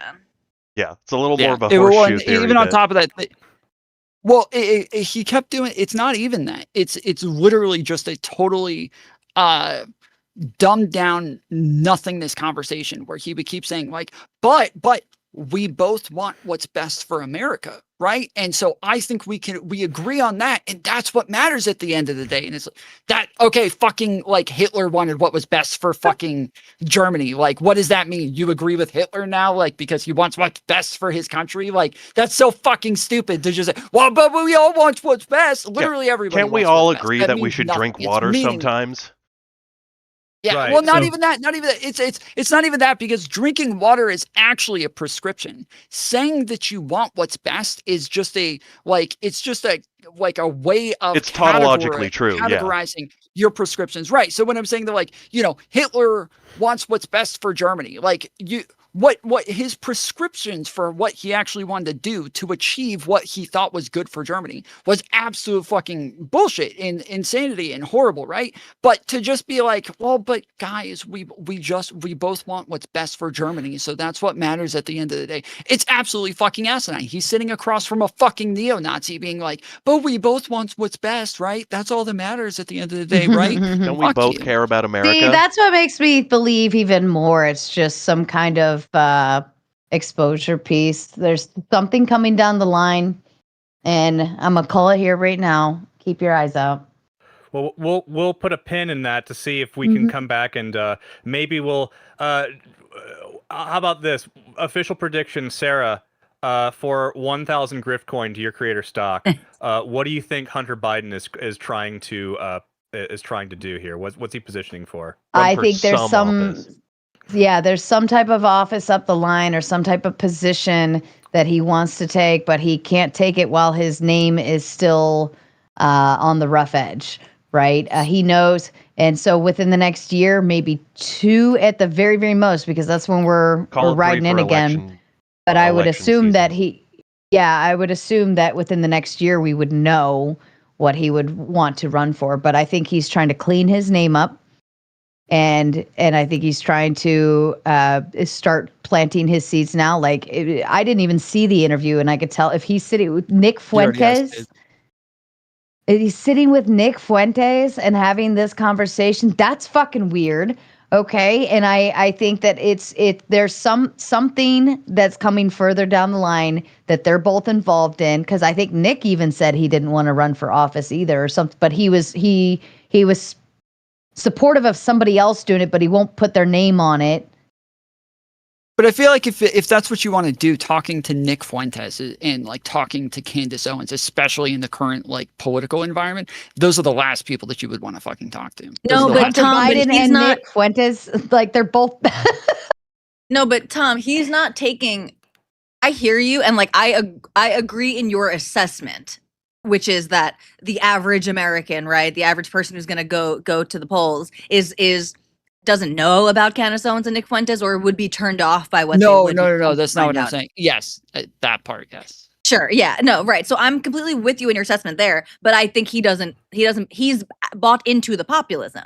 He does believe that, like, actually, it's not about the left and the right, bro. It's about the people versus the, like, that is what he believes. And listen, in a small defense for Andrew, well, I agree with you, Tom, that, like, okay, wow, we all want what's best for, our country. That it is worth saying that sometimes, because I do think that we have gotten to a place where things are so hot and so polarized that there are a good portion of people on both sides of the aisle that actually believe the other want to cause harm to them and their family, that they take pleasure in harming others. Even when they would want to cause harm, they take, like, it's because they think that that's what's best. Like, but my point is, not everyone even believes that. I'm with you. I'm with you. That is like literally the bare minimum that gives you. There's no policy that you can build off of that. But I do think even that gets lost very often in our current political field. All right, I want to take. They're trying to. I They're think just so. trying to use some kind of common denominator to act like they're gonna, coinciding on screen. Life's good, and like I said, it's WWE out there. It's what is it? Steve McMahon, Stone Cold Steve Austin, The Undertaker. Like they all did the same shit on WWE. Come Do you think on. It's kayfabe, then? I Yeah, think she thinks I it's think kayfabe. it's I think it's like we're gonna play this game here and then we're gonna build off of it. They're planting seeds right now. That's what I was about to ask. I'd like everybody to say exactly how we know Tomato believes it's fully cynical, that it's going to be it's for political office or something at the very least. And it's recorded within the next 2 years. If Hunter Biden runs for something, 1,000 grift coin to the Raging Big money. Tomato stock. Right. So we'll keep an eye out for that. So how, Tom, what do you think his real motivations are? You've said a little bit that you believe that it's genuine.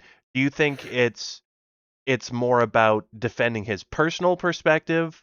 Do you think it opens up into actually wanting to heal the discourse and help America and help society? How cynical versus how altruistic do you think his motivations are in all of I mean, I think it's a combination of things. I think that for a large part, when a lot of people would love to have like a platform to be able to go and just talk to a bunch of people on podcasts, and even for tons of people who are like,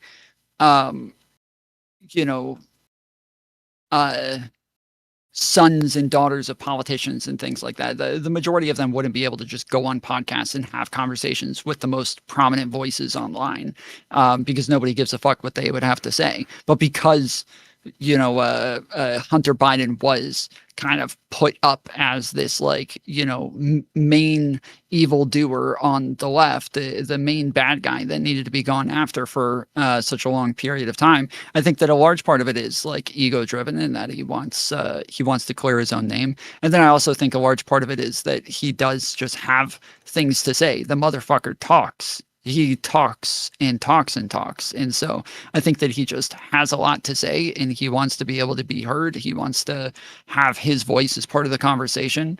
And whether he starts a podcast or something like that later on, I mean, if that was like, if we wanted to talk about something that was going to happen later on down the line, I think that would be a lot more likely than him running for some type of office. He has been popping off on Twitter even before he started like going on the podcast and everything. He was just absolutely popping off on Twitter, just everywhere, all the time, ripping into like 100 viewer nobodies over and over, like with the most hilarious quips over and over. I think that it's a combination of things. And then I also think that he does have like his own special interests when it comes to addiction and trauma and, you know, the state of our politics, to where I think like he wants to be part of that conversation. But yeah, I don't think that there is some long-term goal that he's trying to achieve, because I think that doing this is actually counterintuitive to that goal, especially having like I understand what Tali's saying when she says that he's drank the populist Kool-Aid, but I don't think that he is as populist as, like, on different shows he comes off more populist than on other shows. But his dad was always like the true moderate. Like, he was always like good friends with Lindsey Graham and Mitch McConnell and like all, you know, tons of Republicans. He was all, you know, his entire presidency was all about getting tons of bipartisan bills passed and working with the Republicans. He got a lot of flack for working with that Republican senator who was pro-segregation back in the like 70s, 80s, 90s. Yes. Yeah. And so he, like, I think that that's just in Hunter's blood. I think it's just like part of his makeup is that the culture he was raised in. Yes, I mean, yeah. literally I think his father, that he wants to find agreement with people. He wants to like get along with those that he disagrees with. And yeah, I don't think it's think beyond belief at all that those values are genuine. That you know, he lived that life with his father around him, raising him with those values, and that they actually took, and that he really believes in you know an America that works together rather than works against each. Well, just finding agreement. I think that, yeah, he really likes to find like agreement with one another and get along with each other and try to get rid of as much polarization as possible, because that is what his dad was all about. Healing the country was their whole thing, right? Tali, what do you think? How cynical, how altruistic, how where do you think his motivations lie? Muted. Is she muted? No, I'm not. I'm just a good mime. I'm with Tom mostly. Like, I think it's like, I don't think it's cynical. I don't think that he's like, at least I don't see it yet. And I'm subject to change my mind, right? I reserve that right. But like, if he's angling for something larger and greater, I don't see it yet. I don't know how altruistic it is. I don't really buy that. I think like, I agree with like the warm sentiment that Tom just attributed to him and to his father, and I think that is there. But like, people are dynamic and multifaceted, and I think he's also a piece of shit. Like, I think I don't think, you know. Why do you think he's a piece of shit? He just gives me sleazy. I just think he's a sleazebag. He has a long history like of car salesman sleazebag vibes, or yeah, he has a long history of sleazebag behavior in his personal life, and not that I think people can't like grow and change and all of that, but yeah, I don't know. I find him a little bit like slimy. Even though, like, if your focus, I don't know. I'm already going to contradict myself, because I was going to say, like, if your focus is like to reach 1 million addicts, right, or something, like, okay, and you're doing that via the Candace Owens show and your conversation with Nick Fuentes and whatever, it's like, but also people can have lots of interests. I relate to that too. Like, you have a lot of things on your mind and you want to talk about all of them. And so I believe that it's like mostly pure or sincere, not cynical. But I don't think he's I don't think he's a hero, and I don't know that he even really wants to be a hero so much. Yeah. All right, so we're kind of running the full spectrum of opinions regarding Hunter Biden, it would seem. Well, I'll run the full spectrum and say that I think that he really does believe in, you know, altruistically giving of himself to help the nation. I know it sounds corny, it sounds unbelievable, but like, I see someone who has been through the gambit of things that life can throw at you. He lost family when he was 4 years old.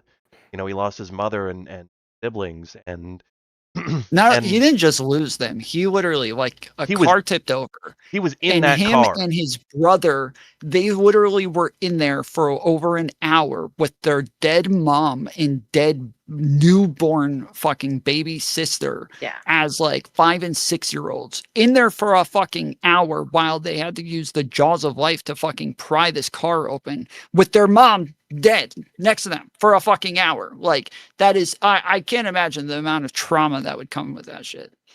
Yeah, and then he's someone who struggled with addiction, which, you know, I watched my brother go that way, and when he speaks about those issues, I see and hear an empathy for people who've been through that I think is undeniable. Like when he was talking to Nick Fuentes, he didn't say I was a crackhead.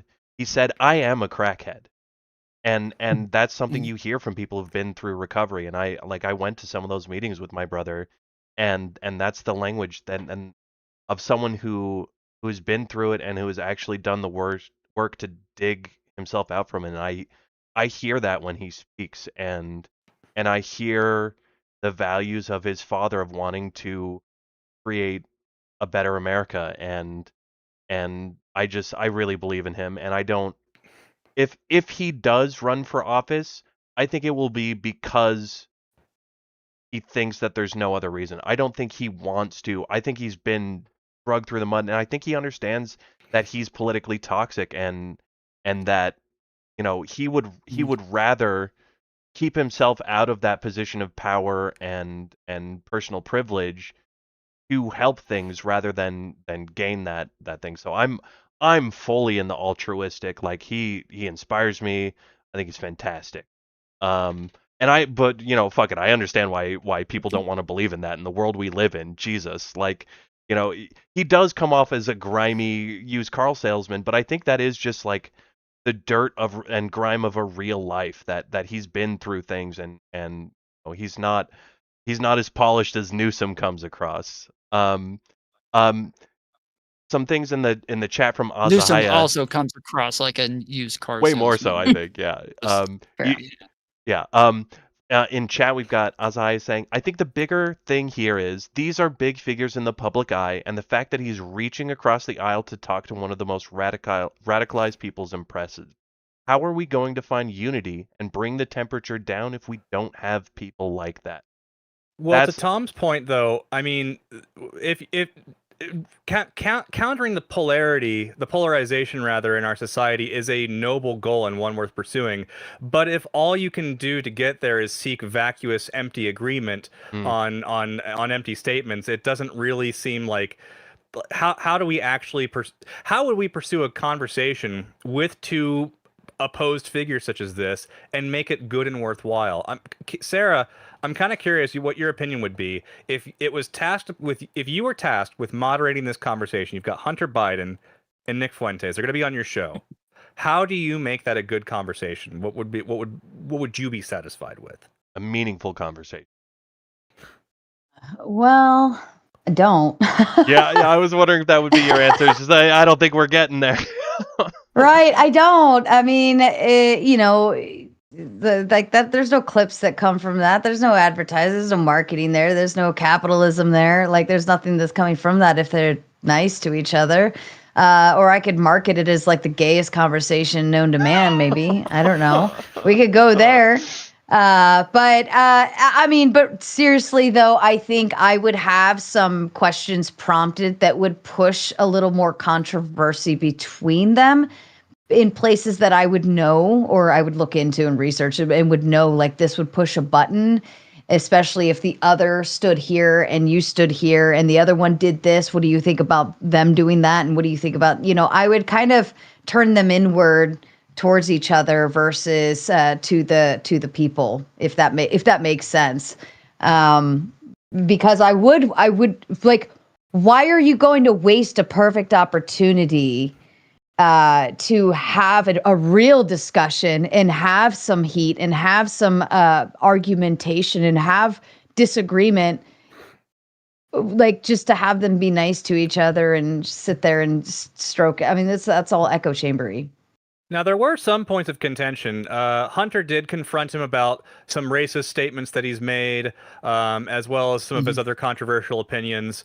But in your opinion, you feel like, I mean, I guess you haven't seen the combo yet. Nick Fuentes. Yeah, I haven't seen it, but Nick Fuentes talks about being racist all the time. Like he gets confronted for that all the time. He probably has DMs filled with people calling him a racist, right? Sure. Like that wouldn't even be controversial to him. That'd be like it's a Tuesday afternoon. Yeah. When Hunter Biden admitted he was a crackhead, the context was they were saying, one of you is portrayed as a crackhead and the others are racist, and Biden says, well, that's true, I am a crackhead.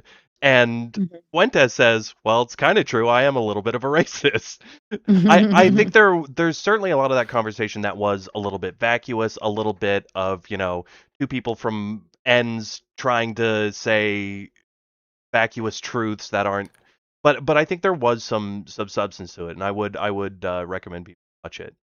I mean, I think it was good for entertainment, and I think it was good for like people to just hear what their positions were, and like I think that obviously you can have the same conversation with Nick over and over. Having different people have that conversation, I think, is like it's always going to give like more nuance and make it a little bit more interesting.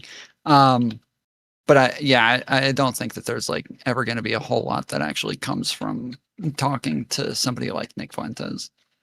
Well, but I feel like they're both prepped for this. Like they're both prepped for we have to keep it cool, right? Because I think if something had actually happened and some real solid discourse would have happened, like I would have seen a clip. Right? I haven't seen a clip. Nothing's come across my desk. Like, oh my God, did you see this? Like this kind of stuff would fly across my desk very quickly. I haven't seen anything yet. The only reason I know that this even happened is because you guys are talking about it, right? But I know that he went on Brian Shapiro's show and did an interview with him, and I know that only because it was like in my community. But I don't know. This doesn't. Again, I think it's kind of a setup, and I think it's a seed drop. And pay attention. Real quick before we go any further, Tomato, I know you have an early flight tomorrow, so I'm just wondering, do you have a hard out? How much more time would you like to spend with us this evening? That's how we do 15 more minutes. If 15, that's, I don't know what time you guys shut down. Yeah. We have been here 2 hours and 15. We said we'd start. Alrighty. So in that case, Kyle, what do you think? Do we want to open up a little bit for call-ins, or should we play our final game? How about final game, and then we open up the call-ins to anybody that wants to stick around? I mean, I'm down. Yeah, I'm down to stick around afterwards. I'm not in a huge hurry. I'm just starting stream, and I'll be on for another 8 hours. So, Tali, are you also amenable to that? I can't go super late, but I can. We'll vibe it out, gentlemen. But I probably got a 30 in me. Cool, perfect. All right. Well, I wonder if that'll be enough time for us to hit the game that we like to close our show with. It's a game that I'm extremely proud of, and I believe that James is as well, as he has every right to be, and as do I. It's a game where we rank individuals based on our feelings about them as people and as participants in our society in various ways, and we like to call this game Podcaster, Prisoner, President. Podcaster, Prisoner, I hate this game. Resident. You hate this game, my God! I cannot imagine. He's just being a contrarian. Well, he's probably still mad at you. He's probably still upset with you for the insults that you levied his way during your essay earlier. Well, either way. So you may be familiar with the game Fuck, Marry, Kill. This is very similar to that. We have 3 individuals and 3 categories. We're going to figure out amongst this hidden trio, who we would let be a podcaster. That is to say, who we would allow someone to speak their opinions to a captive audience who are going to hang on their words, but have no real political power that comes with that. Who would we relegate to be a prisoner? That is to say, somebody who cannot reach an audience and is doomed to obscurity with their political beliefs. And who would we allow to be the president? That is to say, the president of the United States, and for the purpose of this game, they would have enough of a mandate from the people, as well as matching political affiliations within Congress, to enact their will for 1 term. With that said, with the rules explained, I'm now going to determine which. This is my favorite part of the game. It's where I figure out which one do I have queued up. I've got 3 rounds. Let's go. And we with want this them in a one. specific order, so We do indeed, and OBS is just determined not to give that to me. Perfect. So we're just going to have to do a little bit of finagling, and here we are. I'll reveal the first trio. We have A real show. It's a real show indeed. great And show. these people also have real shows. Bill Maher, True. Piers Morgan, hang on. Mm. and Sean Hannity. I know. Hang on a minute. It's a real show, And- isn't it?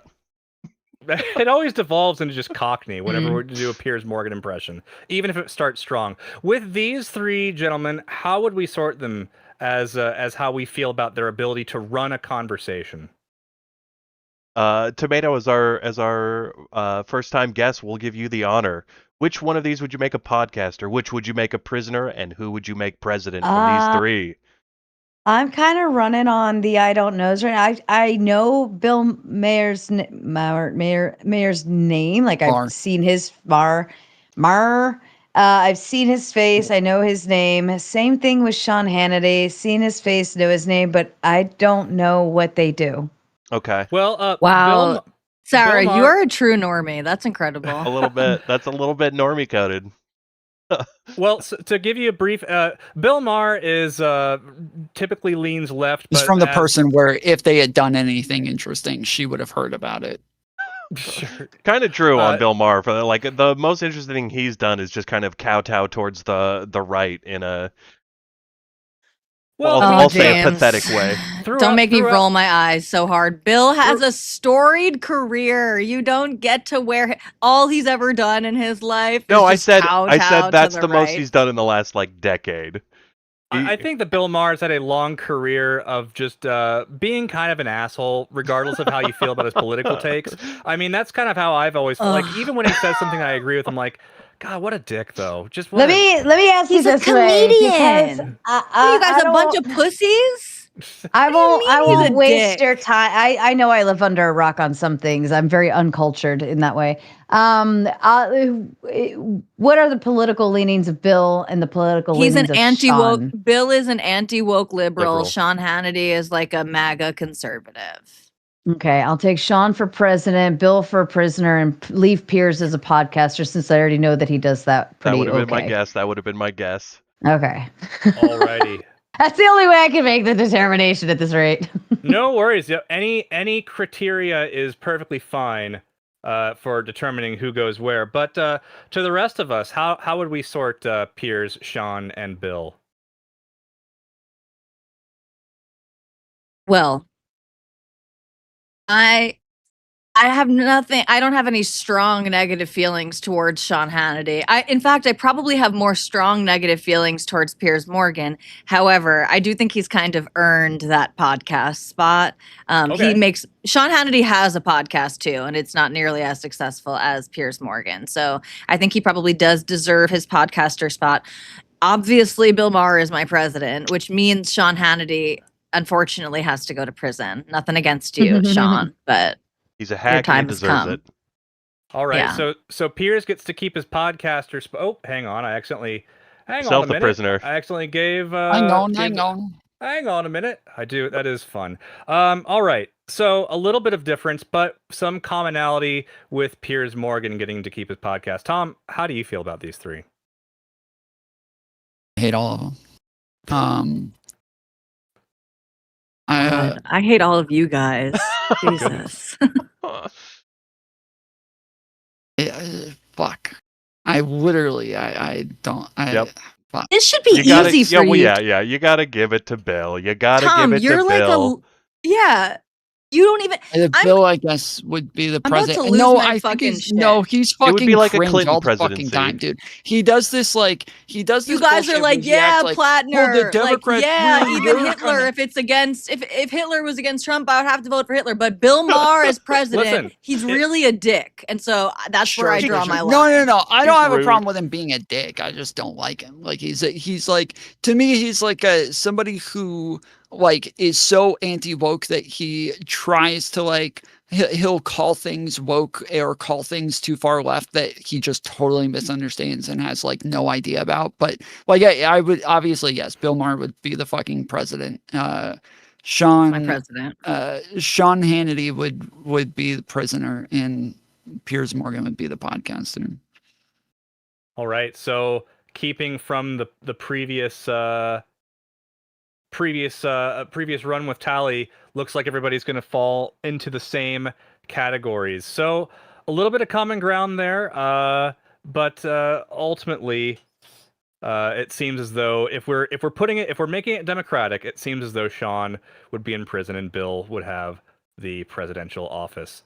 Let's move on to the next round here. How many rounds do you have ready, Kyle? I've got 2 more. 2 more, perfect. And well, let's see. Here's my OBS. Very good. Go back to this, and let's look at some folks on the left side of the conversation. We've got some common guests on. God. Oh my goodness! Here we go. Mehdi Hasan, Jesus fucking Christ. Stephen Bennell, and Anna Kasparian. 3 figures. This is easy. Known to be on the left. How would we sort these 3? Tali, you sound ready to go.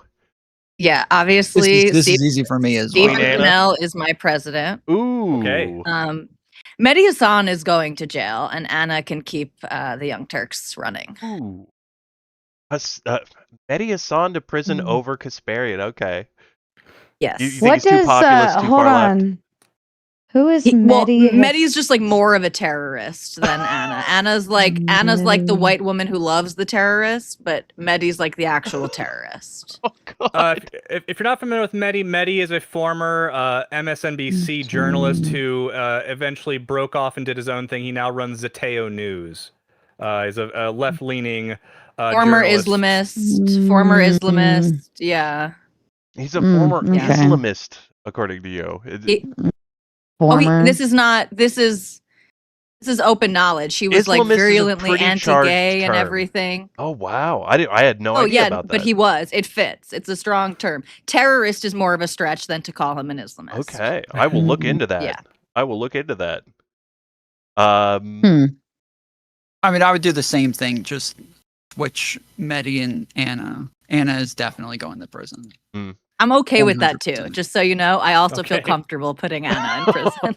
Yeah, Anna, I would rather have a terrorist roaming about just to make sure that Anna's dumbass goes to fucking prison.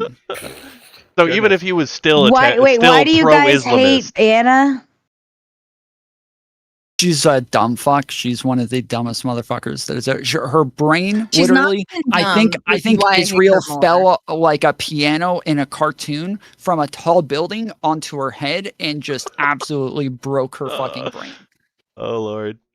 Okay, She the is fact very that they- hot, though. Very The fact that they attractive. hate her True. so much, I'm gonna make her my president. my goodness. You probably would. You probably There's, would. there's some weird reason why I think that that's probably a good pick for me. probably I'll leave Destiny as a podcaster, and we could put the Mehdi, his whatever his name is, in prison. That's right. 'Cause- Get that terrorist away. Lock him up. Yeah. I'll Alright. take Tally's word on that. No love for Mehdi with this group, but a Although, little. but I will say that Anna, she did really great debating Pearl. I was excited for that. I enjoyed watching that She did, yeah. SmackDown. Was that so That's much my Anna point. doing She's great, She's or was actually that- very smart. She's not Yeah. even dumb. That's why Listen, I hate she's her a so smart. much. She's a smart lady, but like that wasn't so much Anna doing great as it was Pearl just shitting her pants on stage It's fucking and Anna yes. watching. It's fucking Pearl. First off, one of the truly the dumbest person on the fucking internet. Like she speaks in slow motion like she has fucking brain damage. So like I don't give Anna a whole lot of credit for absolutely demolishing Pearl. And as you said, it was literally Pearl. Just every time it was her turn to speak, she just stood there like a fucking stone. Like Yeah, but That's- the brain Well, damage is because- not well, her that's fault. self-immolated When on Pearl camera. was 6 years old, she was in a car crash and she was stuck in the car for an hour while the jaws of life came to retrieve her. So that's for the brain damage. But Thank you, realistically, Scott. though, like Pearl is so used to being able to go on panels or have shows where she just says like what she thinks are triggering words, and she never actually debated before. That's why she bombed Just a at shock this. She jock. thought She thought she was going to come on, call Anna a hoe, and that was going to work.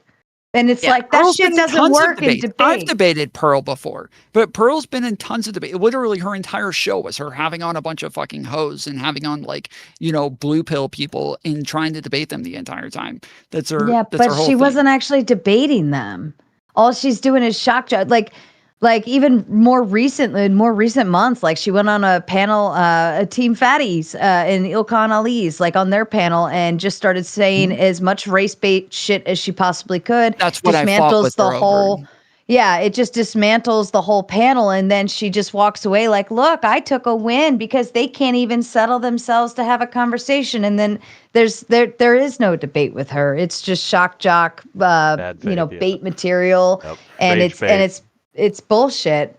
So yeah, Yeah, that's feel what bad for debated anyone her who over actually. the what was it called, the white or black fatigue. That's what it was. Mhm. It was her and like a couple other dumb fuck red pillars like Ho Math and those other dumb fucks. I can't remember their names, but yeah, they were all on there. Absolutely insane.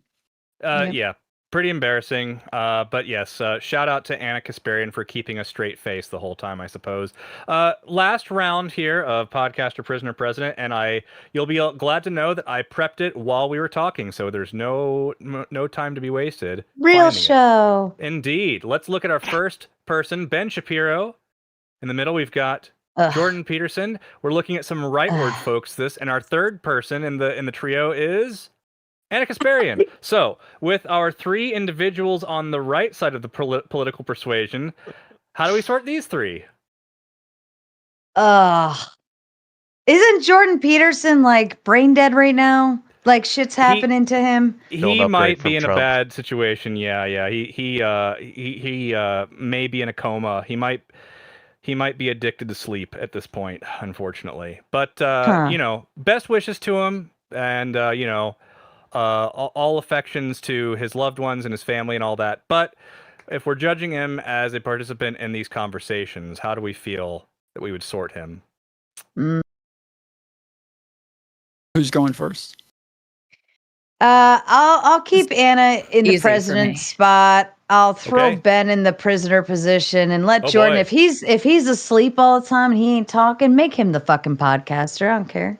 Sure, it'll be People a just nice, come on the show chill- and just talk to his sleeping I mean, beauty. there are sleeping streams, so he can make money off of this.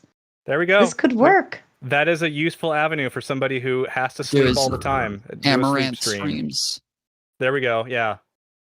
Maybe that's a good avenue for him. But Tali, I'm curious if how you feel about putting Ben Shapiro in the prison there. No. Sarah, my dear tomato has got this all wrong. This is an easy one. Obviously, Ben Shapiro is president. Now, Jordan Peterson, he might make a very good vice president. However, he is a naturalized American. Is he even an American, actually? The man's I Canadian. don't think so. For the Okay. purpose of the game, we will allow. No, foreign- sorry. I'm a stickler. I gotta stick. I love my Constitution, and therefore Jordan Peterson is ineligible for the top Fair enough. spot. Based. Very well. Jordan Peterson will be a listen. podcaster, very inspirational guy, So true, very in Patriot. touch with his emotions. And Anna Kasparian is going to jail. We finally got her in this round. You really want to hear his voice all that realms from talking and talking? You want Ben? I can do it. Oh my god, it's just his voice. It's just his fucking voice. I can't take it. I know, but he I has a Jewish can't. voice and I'm Jewish, so my body Ugh. processes it like it's gentler on my ear. I don't Oh, hear it the same way no. you do. No, Yeah. he sounds like a bitch. Yeah. Like I No, bet he's got soft absolutely. little hands. Like soft little hands come with a voice like that. Well, he's Ugh. also brought 5 children into this world, so well, he's good doing for him. something There's a right lot with of those ways. soft There's a hands. lot of ways you can do that in this world without actually being a man. You know that, right? Well, Oof. Mm-hmm. I'm doubtful. All right, I'm I'm doubtful teaching that him they down went to a his non-traditional manhood. route. My God. I want to make sure that Anna Kasparian gets her fucking ass in prison again. So that is Okay. number one We'll go ahead. priority. I'm not even going to move that. I'll just leave it there. Yeah, number one priority, make sure Anna's going to prison. I would put Ben as president as well. And so I Okay. would literally leave it the same, yeah. So we're keeping it the same. Barely have to do any work. I wish I wouldn't Yep. have taken down the signs. All right, well then, Well, you're an idiot. yeah, I suppose that That's what you get. that sorts it then. It looks like Anna is going to be if it's democratic, Anna goes to prison, unfortunately, and Ben gets to be president, despite his soft hands. I much hate to the fact that I'm in a blue state here. Well, Well. what a great round of podcaster, prisoner, president. What a fantastic way to end the show. We did not have time to solve the problems of polarity and bad conversations, but we at least got to talk about it a little bit and hopefully chipped away at the progress towards a better future in American discourse. Thank you so much, everybody. Sarah, thank you so much for coming on for the first time. I hope you had a good time, and you'll be happy to know that you are already rising amongst the creator stock. You have, Really? yes, indeed. You've had a couple. You've had a buy here from our friend Kay. Morally Loaded has shown their Morally support. loaded. Indeed. I And like that name. it's a good name. It's a good pick. But yeah, so you've already made your mark here in the creator stock list. So I hope that you have a good flight wherever you're headed, and I hope that it's a good time wherever you're going. But any last words, and where can people find you? I'm going to Vegas, by the way. I'm going to go moderate a few debates out there in person. So Oh, cool. Oh, cool. it's not even really. Nice, It's not even nice. gonna. Well, you say fun. It's not really going to be like a vacation per se. I'm going out Sure. to work, but yes, It's I fun. am Sarah the Raging Tomato. You can find me on YouTube, Twitter, Twitch, Insta, whatever, Facebook. We got it all. We've got our own Discord too. We don't have a marketplace though. I think we need to come up with something kind of in that realm. I really like that idea. Maters, get to work. But I am the best moderator on YouTube. I know this because I tell myself this every day. So if you would like to enter into debates, you want to debate somebody, all I need from you is a prompt and I will find your opposition, because along with being the best moderator on YouTube, we also have a very, very large, extensive network in all different directions, from conspiracy to religion to politics to you name it, we got it. Feminism, manosphere, whatever. You want it, I will go find it, or I've already found it. So It's a really fun that's space. who I am. It's It a is really fun space. Yep. And if you don't want to be a debater, but you want to join the panel, we also open the panel after every single debate so that you too can come in and voice your opinion and tell people that they're totally stupid and they should shut the fuck up. Freedom of Excellent. speech, baby. Well, brilliant. Well, thank you so much, Sarah, for coming on, and we'll hope to have you again on in the near future. Yes, no, thank you. This was really fun. And everybody on my side, go send some love where it belongs. And bye, Tali. Bye, Thomas. Nice to see you guys again. Love you. It was good to see you. Later. Bye. All right. Well, with that said, we do have the call-in room open if anybody wants to jump in and have a chat with us while Tom and Tali are hanging out. Tally, if you want to head out, I'm that's going to fine run to the too. restroom real quick again. Yeah. I'll be Tally, do you right Are you think you're kicking gonna me be- out? No, I'm just. You said you might want to go in like 15 or half an hour or whatever. So if you want to back out, I don't know if we're gonna have many calls. If anybody wants to join the waiting room to give us a call, then please do. But there's a good chance we might just be chilling and then close it up. Well, one thing I wanted to ask and didn't get to was, Tali, do you have any examples of a conversation that happened recently that you thought was particularly good or interesting? And would you be willing to say, if you do, what did you think was good about it? And if you don't have anything that comes to mind, what do you think makes a good conversation? This is a great question. I'm tempted to go onto my YouTube history just to like prime myself with some of the conversations that I've seen recently, but it's hard, right? Because good is subject to interpretation there, and I mean, I think we kind of Each saw that even in individual's this goals, yeah. conversation, right? Like where Sarah said, like, a good conversation is what can I clip, like how can I get it and there's just a lot of truth to that. And even if we don't like that, we're all reaching into that. How can we use these tools to effectuate ideas that we think are good and moral and virtuous, right? Yeah, if like, you have a because good you need conversation eyes. and nobody watches it, what good is it? Yeah. Exactly. If I Yeah. scream into the woods, and nobody hears me. Anyway, so it kind of depends on what you want out of it. I will pose that question to any potential callers. What do you guys think makes a good conversation? If you want to call in and tell us, join the Discord, join the waiting room, and we'll pull you in. But you were saying, Tali, it sounded like you had a little more to say. Yeah. Well, yeah. I mean, I think like I actually, to the point that Tom made about like us agreeing, oh, it's silly if we just agree that we both like want what's best for, our family, our friends, our countrymen. I agree. Like, it's very lame if you never get past that. And if you're if that's the only kind of glue that you have that you can reach back around to, like, see, this is where we can all agree. But I do, like, to me, a meaningful conversation is one where I can tell that both people have respect each other, so, some modicum of respect. And I know that can like feel hard sometimes, but I think it actually does matter, because if they don't respect each other, maybe that's because you think they shouldn't respect the person because that person is just so crazy or whatever, then it's it's probably not a productive conversation in for some, X, Y, or Z reason. So I think the most impactful conversations to me are like really smart people who are challenging each other but seem to actually respect the other person and their position, and that I think is not always the most exciting and can be hard to come by. There's a conversation that comes to mind. It's not exactly a left-right conversation, but it's on the podcast of Haviv Rettig Gur, who is an Israeli journalist, basically. He works for the Free Press. He spent like some of his life in the United States as a young person, so he speaks fluent English. He does his podcast in English. And he had a conversation with Sohrab Amhari, is that his name? Yeah, Sohrab Amhari.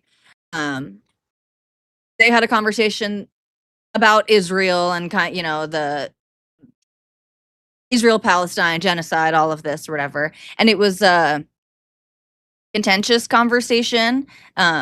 But I think it like really came through that they have deep respect for one another, and I think they really tried to hear each other out. But neither of them, there was no like meaningless like. But of course, we both want everyone because there was none of that kind of pushed into it. So that's a conversation that sticks in my mind. That was like tense because the two people had really different beliefs, but I think a productive conversation at that. All right, that's one to check out if you're looking for one to. I might throw a bookmark on that myself for later. Tom, I'm curious your thoughts on this. What's a good conversation that you've either had or saw recently that you really liked, and what do you think makes a good conversation?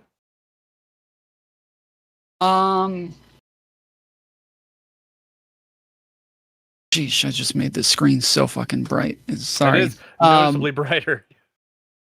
Tom just got wider. I just got this new monitor, and it's supposed to be like 1080, but it's everything is very fucking blurry for Discord. For everything else, it was fine. But for Discord, everybody is just super blurred for some reason. So I was trying to see if I could fix it, but apparently not. I don't know. Like there's a number, like sometimes when I have like somebody on who I highly disagree with, or I watch somebody else have disagreements with people on their shows, it can be really fucking annoying where they're trying to like find agreement, or they're just like having a normal conversation on issues that should be fairly contentious, like issues that it should be like a more extreme back and forth. And so I don't know that there is like a type of conversation that I think is good or bad. It is more based on like the the conversation that's there, or the context of the conversation, what it is that they're talking about. Like, those are the things, every conversation is going to be different. And I get a lot of value out of all sorts of conversations. It can be a conversation where they are just sitting and talking and just like a bunch of stoned people just bouncing ideas off of each other, or it can be a very contentious conversation where they're yelling at each other and kind of going at it. It doesn't. I think if there's a lot of information there, and especially if there's disagreement, to where people are being challenged and pushed on what it is that they believe, that's generally going to be the types of conversations that I enjoy. Like, two people who actually know a lot about a topic, who have actually done a lot of research on it, and disagree on it. That's generally what I'm looking for. I think there's a lot of different types of good conversations. I think the Hunter Biden conversation had some good things in that both people were trying to hold frame towards the center. They're like, even if there was a little bit of populism slop, there was a little bit of mildly disingenuous talking towards the same, we both want America to be good, that sort of thing. I think they were both trying to hold frame towards the values of the center, and I think that can be good. But other times, I think there can be good conversations where people are at each other's throats and trying to push things in their direction. A good faith conversation doesn't have to be huggy-feely, but it also doesn't have to be at each other's throats. But you can have good conversations in both situations. There's a lot of different types of good conversations. The most important ingredient is some amount of honesty and some amount of knowledge and truthful information. That I think those are the two main ingredients that every good conversation will have some amount of those things. Someone who I think conducts pretty productive conversations across the ideological spectrum is Coleman Hughes. He's a smart guy, and he will put a lot of time into researching a topic for a conversation. And he's just like he's a very even-keeled person. And so it doesn't get like super fiery. But some conversations that he's had recently, he had on Peter Beinart, he had on Glenn Greenwald, and he had on Cornel West. And those are people that he disagrees with, pretty strongly. And yeah, I think that's an example of someone who brings a level of competence to the conversation. I believe Coleman to be an honest actor. And I think like when I was having my ideological turn 5 years ago or whatever it was, I started watching a lot of Intelligence Squared debates.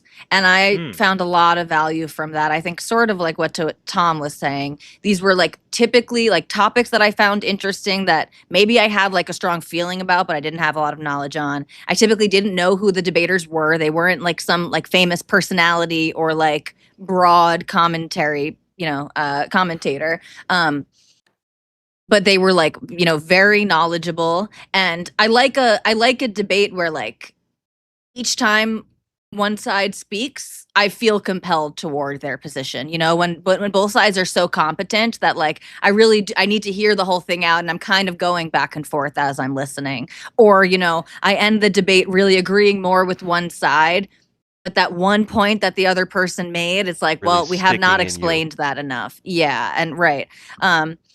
So, but then, we're all human, and like I spend my days watching, 5 and 6 year old Destiny videos where it's like screaming and mayhem and Exactly, and like, yeah. and I think those are like worthwhile too and valuable in their own way. So, Well, Yeah. when engaging in that kind of conversation, I think it's fair to say a lot of us here enjoy that style of communication more than people who don't spend quite as much time on the internet. There seems to be a commonality there, but there might be a risk to it in terms of increasing the polarization without really anything to gain from it other than everybody's individual audiences. I'm kind of curious, when having a conversation that is hotly contentious, what is worth avoiding in those cases to make sure that it's still a good conversation?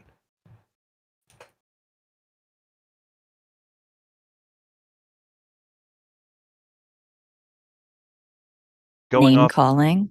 Sure. That was the first thing that came to mind, but sometimes that can add to it. Yeah, that's the first thing that came to my mind as well. And then I thought, yeah, I think that was the sometimes, silence. like there's a lot of people, there's a lot of times where I have conversations with people, and it's really annoying. Like, the people don't really know what an ad hom is. Like, ad hom is a type of fallacy, and people think that ad hom is just calling Anytime somebody you a use name. an insult, yeah. Anytime you Yes, disparage it's someone. it's like, oh, you insult, you're ad homing. No, I'm not. That's not a fucking. It's ad when you're hom. Like, making an you're ad using hom- the insult instead of having an argument. So, like, if I yes, say in place of an argument, you are yes. voting against the American Revolution because you're too much of a coward to want to risk your life for what matters. That's an argument with a disparaging remark. There is an argument. It's not an ad hominem because you're not making it instead of an argument. You're saying, like, well, he's just a fucking Right. coward. But even that still holds some kernel of the argument you're making. People can extrapolate from that. Well, not go even for it. just that. Like, it is annoying to me because sometimes I'm like, people are like, oh, you're just ad homing, and I'm like, no, I'm giving you like my honest assessment of you. Like, you're a fucking idiot. You're a fucking retard. Like, I'm actually giving I you find a that like full assessment of your being. almost never productive unless the person is truly so bad faith. Like, I think that just destroys our ability to communicate, and like, again, to the point that like, so again, if that's all you're doing, I agree. But I think sometimes people will call something like bad faith instead of like calling it retarded, whereas a lot of times they mean retarded, but they say bad faith. And so, like, somebody will make an argument, and then I turn around and say, like, yeah, I'm sorry, but you're just a fucking retard. Like, if that's what you actually think, like, and then I go into my argument, and I think actually, I think a lot of times the problem is that a lot of people are just repeating talking points that they've heard, and they hear other people Yes. say things, and then they end up having like a position by committee where they've heard enough people say something to where now they think, oh, well, enough people believe this, enough people that I at least like or respect believe this, so it must be true, and then they just run around repeating that thing. And I think it is like a good thing to make them understand like how fucking ridiculous it is that you believe this. That's sort of thing. also how most people absorb any information at all, though, right? Like, in a way that like we can say non-judgmentally, right? Like, there is so much. None of us can be masters of everything. Most of us will never be masters of anything, right? Like, and there's just like so much to cover. There's so much going on, and so, in a normal, healthy, productive way, we rely on the people that we believe to be smart, that we believe that we share values with. And if there's a popular consensus among those people, that is like how we absorb and shape our views. And to that point, that's why it is so important that we can actually regain faith in our in our sense making and knowledge making institutions, because we actually don't stand a chance. This idea of like everyone needs to do their own research, and we like, well, yeah, sure, great, especially if you're if you've got a lot of interest in something, if you're going to go debate something, yes, you should do your own research, but you need to be researching from experts, from people who have spent an inordinate amount of time and have specialized skills. And so it's very normal and healthy and proper for humans to absorb their information in that way. But we have a major breakdown in that now, where, like, to your point, Tom, they're repeating the thing that they heard from 15 different people, but those 15 people are just jackasses on the internet who are contrarians, right? Or conspiracy theorists. The or point, whatever. though, is that it's not that like the only time that this is ever valuable is somebody's actually being bad faith. Like, it's that there are a lot of people who will repeat ideas that they just don't realize how stupid it is. One, and then two, we can forget we have audiences watching us. I'm not just speaking to the person who's sitting across from me. I'm speaking to an audience as well, and I want them to know that this idea is fucking retarded too. Not just that person that's sitting, in the conversation. I want to make sure that like everybody who listens to this podcast knows what they just said is fucking retarded. Like, I need to make sure that is conveyed. And I do think that lots of times when something is challenged in that way, like I had a conversation with somebody a little while ago where they were doing this whole like, oh, obviously Biden had open borders and Biden obviously was just letting everybody in. And as that he set the record on deportations. And they're like, I don't know that, but okay. So what? Why? Like, who cares? It's like, well, if you're saying he had open borders and set the record on deportations, you're just a fucking retard. Like, if you think that You're not those two synthesizing things the make sense here. information. Yeah. Yes, like you're absolutely. But this is like a common thing that I hear from like people on the right is where he had open borders. Okay, what is open borders? It means when you're literally just letting anybody in. There's no real like tests to get in. There's no real way of like deciding who does or doesn't get in. You're just letting everybody in. The doors are open for anybody and everybody. And it's like, okay, so if you're deporting people, is it open borders? No, of course not. Okay, he set the record on deportations. Well, it's still open borders. Like, that is like a very common experience that I have in these conversations, and I think that like people just don't realize how fucking retarded that is. So there is a usefulness to being abrasive in these conversations. Being abrasive does not make it a bad convo, assuming that you're actually pulling some substance in as well.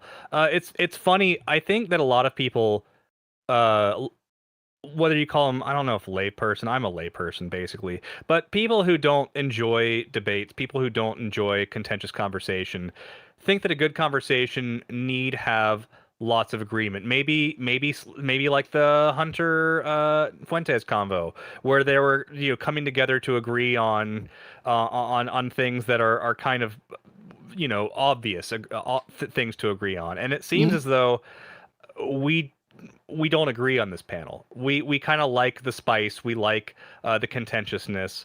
As long as it's not falling into the land of debate fallacy, we're kind of okay with it. So I mean, if name calling isn't the line, fallacies obviously are, because at that point you're just not engaging in good faith in the conversation.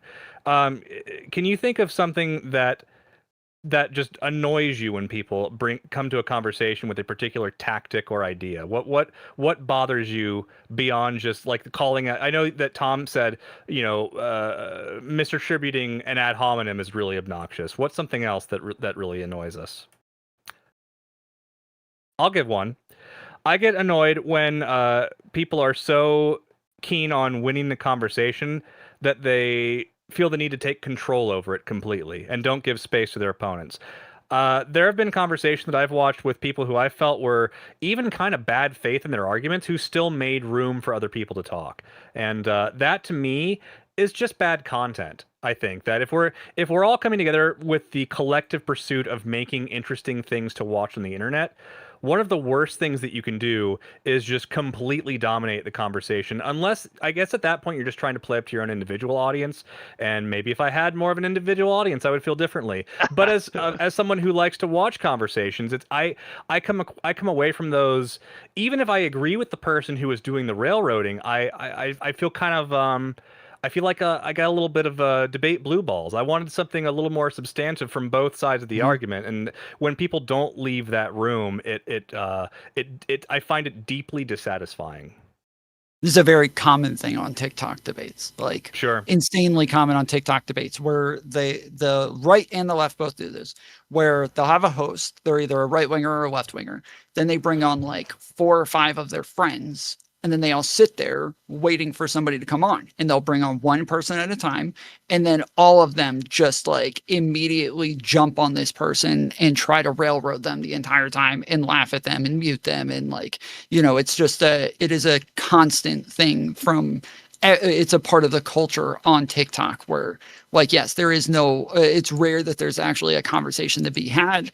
And I don't want to say it's rare, but that sort of panel is so common enough that people watch that it doesn't make a whole lot of sense to me why the fuck anybody would ever watch content like that, when like it seems like you're there to watch 2 people have a conversation, but instead you're there to just watch somebody embarrass the other person, but not embarrassing them with like facts and logic, not embarrassing them by proving them wrong, not embarrassing them by like making a fool of them, but just mocking them, like just a schoolyard bully. Yes. Yep. Pure machismo, just throwing your weight around. God, I hate Well, that. and Kyle, I think you really hit on that. And I think to your point, And Tom kind of made this point too, and I'm going to bring it back to insults. Tom, you kind of made the point of like, well, I'm not just speaking to the person, I'm speaking to the audience. And again, it depends on like what your goal is, and it also depends on like your honest perception of like how good faith your interlocutor is, right? Because I'm not above calling someone a retard, an idiot, an asshole, any of those things, but I do feel like if the person is good faith, like if they're there and you think it's someone that you like could have a conversation with, I do think you just ruin it when you just like go in with the insults and with your point, Kyle, it's like, it's going to land if you've got an audience of people who are there backing you. And when I say this thing that you're going to get like the laughs and whatever. For the people like Kyle and I, right, we don't have like an audience or whatever, that influences like the way that we sort of behave and interact with the space. And I'm not saying that it's like, entirely a bad thing. And it also, it's not even worth complaining about to a certain extent because this is the medium that we're on. And this is how this works, right? Is, people have channels and have audiences that come. But I just think there's like really something there about the way that people know they can interact in a more superficial and sharp, whatever, like non-pro-social way if they have an audience of people who share their ideology, who are going to appreciate that, who are going to take pleasure in the sort of slap down. And I don't mean a slap down again of someone who like obviously deserves it and is some crazy person, disrespectful person in their own right. Sure. I mean, I kind of the counter to that is I often wonder if it would be more of I might get an audience faster if I were more willing to engage in that way, to have that sort of, if I really put time into prepping my debates, that I could try and railroad a conversation and get really bad faith and aggressive with somebody. Maybe that would bring more eyes to me, but it's just not the kind of. I don't think that's a counter. I think I agree. I think that's in line with what I'm saying. Yeah, like there's a perverse incentive somewhere in there. Right. Yeah. It happens that we have somebody in the waiting room. ThorBjorn is looking to join the conversation. I'm going to pull ThorBjorn in. Hey, ThorBjorn. Welcome to the Marketplace of Ideas, ThorBjorn. The top of the hour, so I am going to run. I'm really sorry. I hope you weren't dying to speak to me, Mr. Soul. Yeah, I was gonna praise you so much. Well, then I guess I have to stay. I've got a couple more minutes in me. Got a couple. Yeah, no, seriously, like what you being disappointed in the Nick Fuentes debate with Hunter Biden, that also really bothers me. Like so many, like the Jordan Peterson versus Destiny bothered me. The Ben Shapiro and Anna, they're not learning from each other. It is cannot be satisfactory debate if we're not learning from each other. If I'm not learning from you, where what you have to teach me, where I am wrong, and then vice versa, we're fucked. There's no other reason to be in debate. Absolutely none. All it does is foster contempt if we're not doing that. All it makes me do is hate you more. So I love that you're dissatisfied with that, and I love this conversation. We're trying to figure out what's going on in these conversations that's making everyone just want to fucking punch a wall. Yeah. Or Indeed. someone on the other side That of was the great. debate, yeah. I agree. I appreciate that. I do actually have to run. Of course, but of course. Awesome. No- Cool. Thank you, gentlemen, so much. Absolutely. Before you run, where can people find you? Yes. You can find me on YouTube. I stream with my good friend Kay at Morally Loaded. We will be streaming. We're usually streaming on Tuesdays and Fridays. So we will be there tomorrow morning, my time. I'm on Hawaii time, so I'm going to screw everything up for everyone else. It's like 7:30 a.m. my time, so you can all do the calculations there. Yes, that's at Morally Loaded on YouTube, and I'm on Twitter also at Tali Botz. All right. Thank you so much. Well, And thank you so much for coming back. lending us We'll your hope to see time. you again, Tali. Bye, guys. Later. All right, so I'm glad that she was able to stick around to at least get a little bit of glazing for ThorBjorn. But Yes. Thor, I wonder what else if you had anything else that you wanted to bring up and add to the convo here that we're having. Yeah, like you guys talking about all these different things that annoy you in the conversation of like what they're doing. I've been studying this for the last 10 years, ever since Trump won in 2016.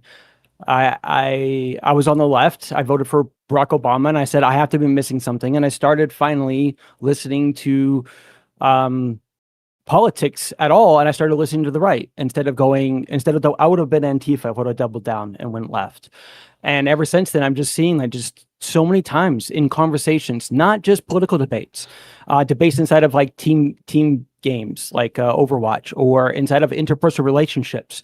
There are many different things that I refer to as intellectual sin that we're doing that is making it to, and it isn't always bad faith. Like if a person doesn't know how to perform a thought experiment, they might be bad faith, but it could just be bad form. If people are ignorant of very specific epistemic promise, steps, they can't care for a call to a ThorBjorn fallacy if they have never were taught what it is. We're expecting people to do algebra without being taught how to do PEMDAS. That is what we're doing right now inside a debate. By PEMDAS, Yeah, he means parentheses, exponents, multiplication, division, Yes. addition, subtraction in order, meaning algebra, doing algebra correctly. Yes, we're trying to solve complex problems without any amount of anyone being on the same page of how to do the operations. At what point are we supposed to do different things? Like I've met so many fucking people that are really nice. I love them. They're so good-hearted. But the whole time, on all of my arguments, they're only telling me where I'm wrong. Only counter-arguing. And even though they're not bad faith, that still boils my fucking blood. When a person can't tell me I'm right on anything, you can't say, yeah, that's a really good point, and I really agree with you here, here, and here. That's never happening in the 2 hours we've been talking. Like that boils my blood. Tom, when you experience a conversation where somebody's doing something like this, does it enter your calculation as to whether they're intentionally being bad faith, or whether they're just making a bit of an intellectual mistake or an intellectual sin, as Thor put it?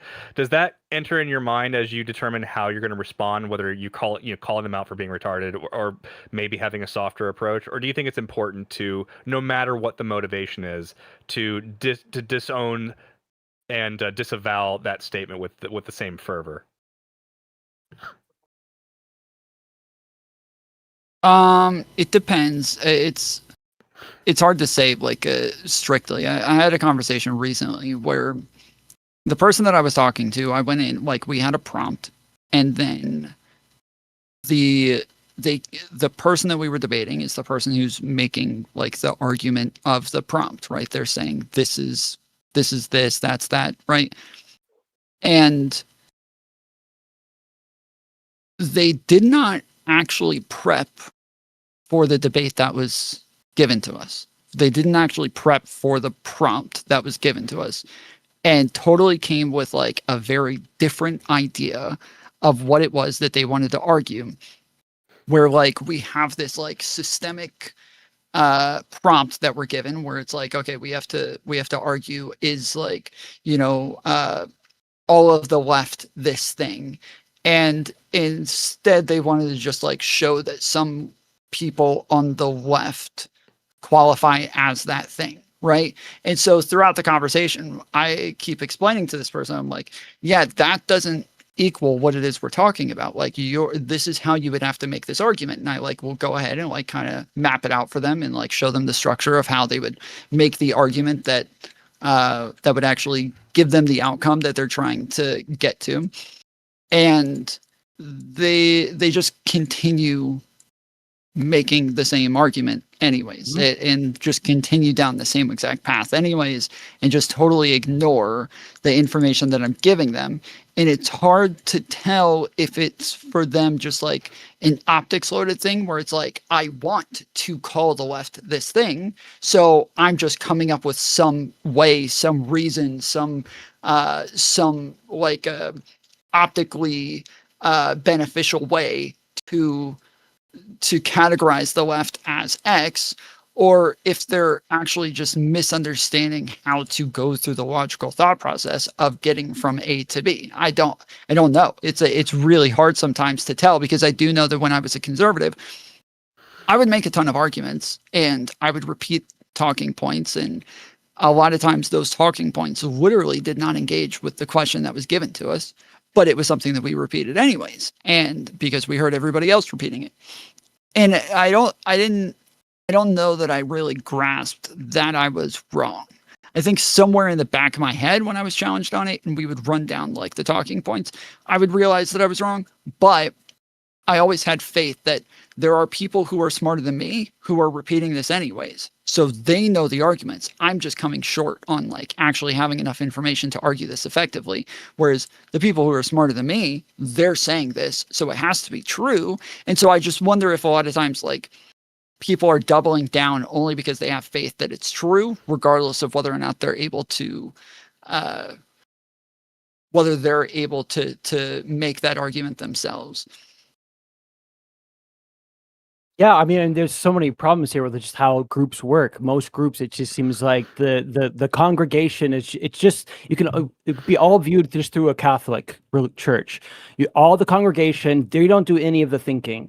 All of the thought leading, processing, what's right and what's wrong is all done by one person or a few people. And then the priesthood, they disseminate that information, that idea to their congregation, and the congregation just believes it. They give them some reasoning as to why, oh, this is why tariffs are so great for MAGA, and this is why we like it, and this is how it's going to work.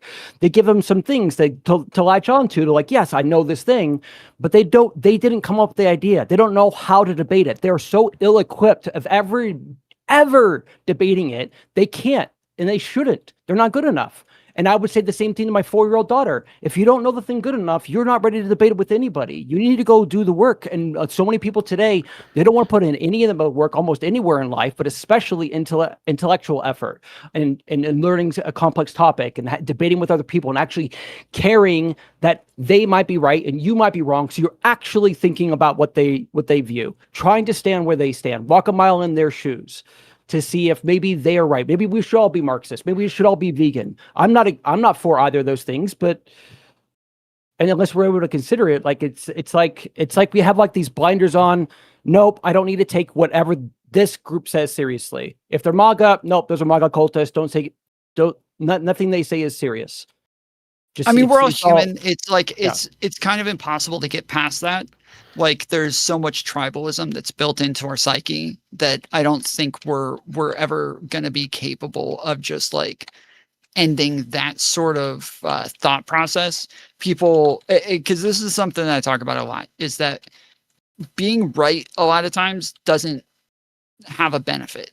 Like a lot of people will say there is this objective value within like what is true, but sometimes there isn't much value to people in the end. Like if you're a Christian and you're you're in a Christian conservative community, a Christian conservative family, and all your friends are Christians and conservatives, and then you just start to realize like, oh, a lot of the shit that's in the Bible like doesn't really make a whole lot of sense, or a lot of the stuff that I'm hearing from Donald Trump doesn't make sense, and he contradicts himself a lot, and he's kind of doing the opposite of what it is that he says he's going to do. And you start to like, even if you realize that you're wrong about some things, you'll also realize there's no benefit to being right.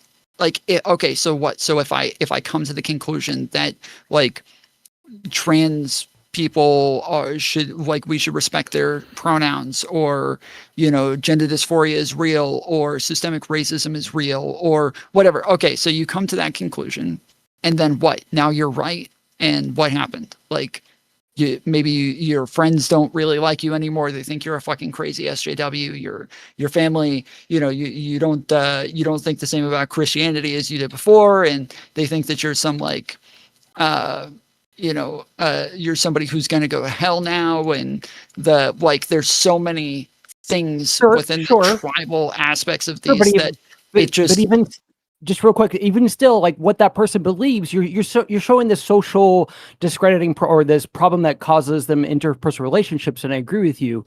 However, being right on something, if they are right on it, then they know which people to vote for to have our betters in Congress and the House and the President of the United States. So whenever they're making their pitches for like how they're going to solve the problem, this person's done the work in order to know who to vote for, and they're not going to make an uninformed vote. I think being right is actually quite crucial most of the time.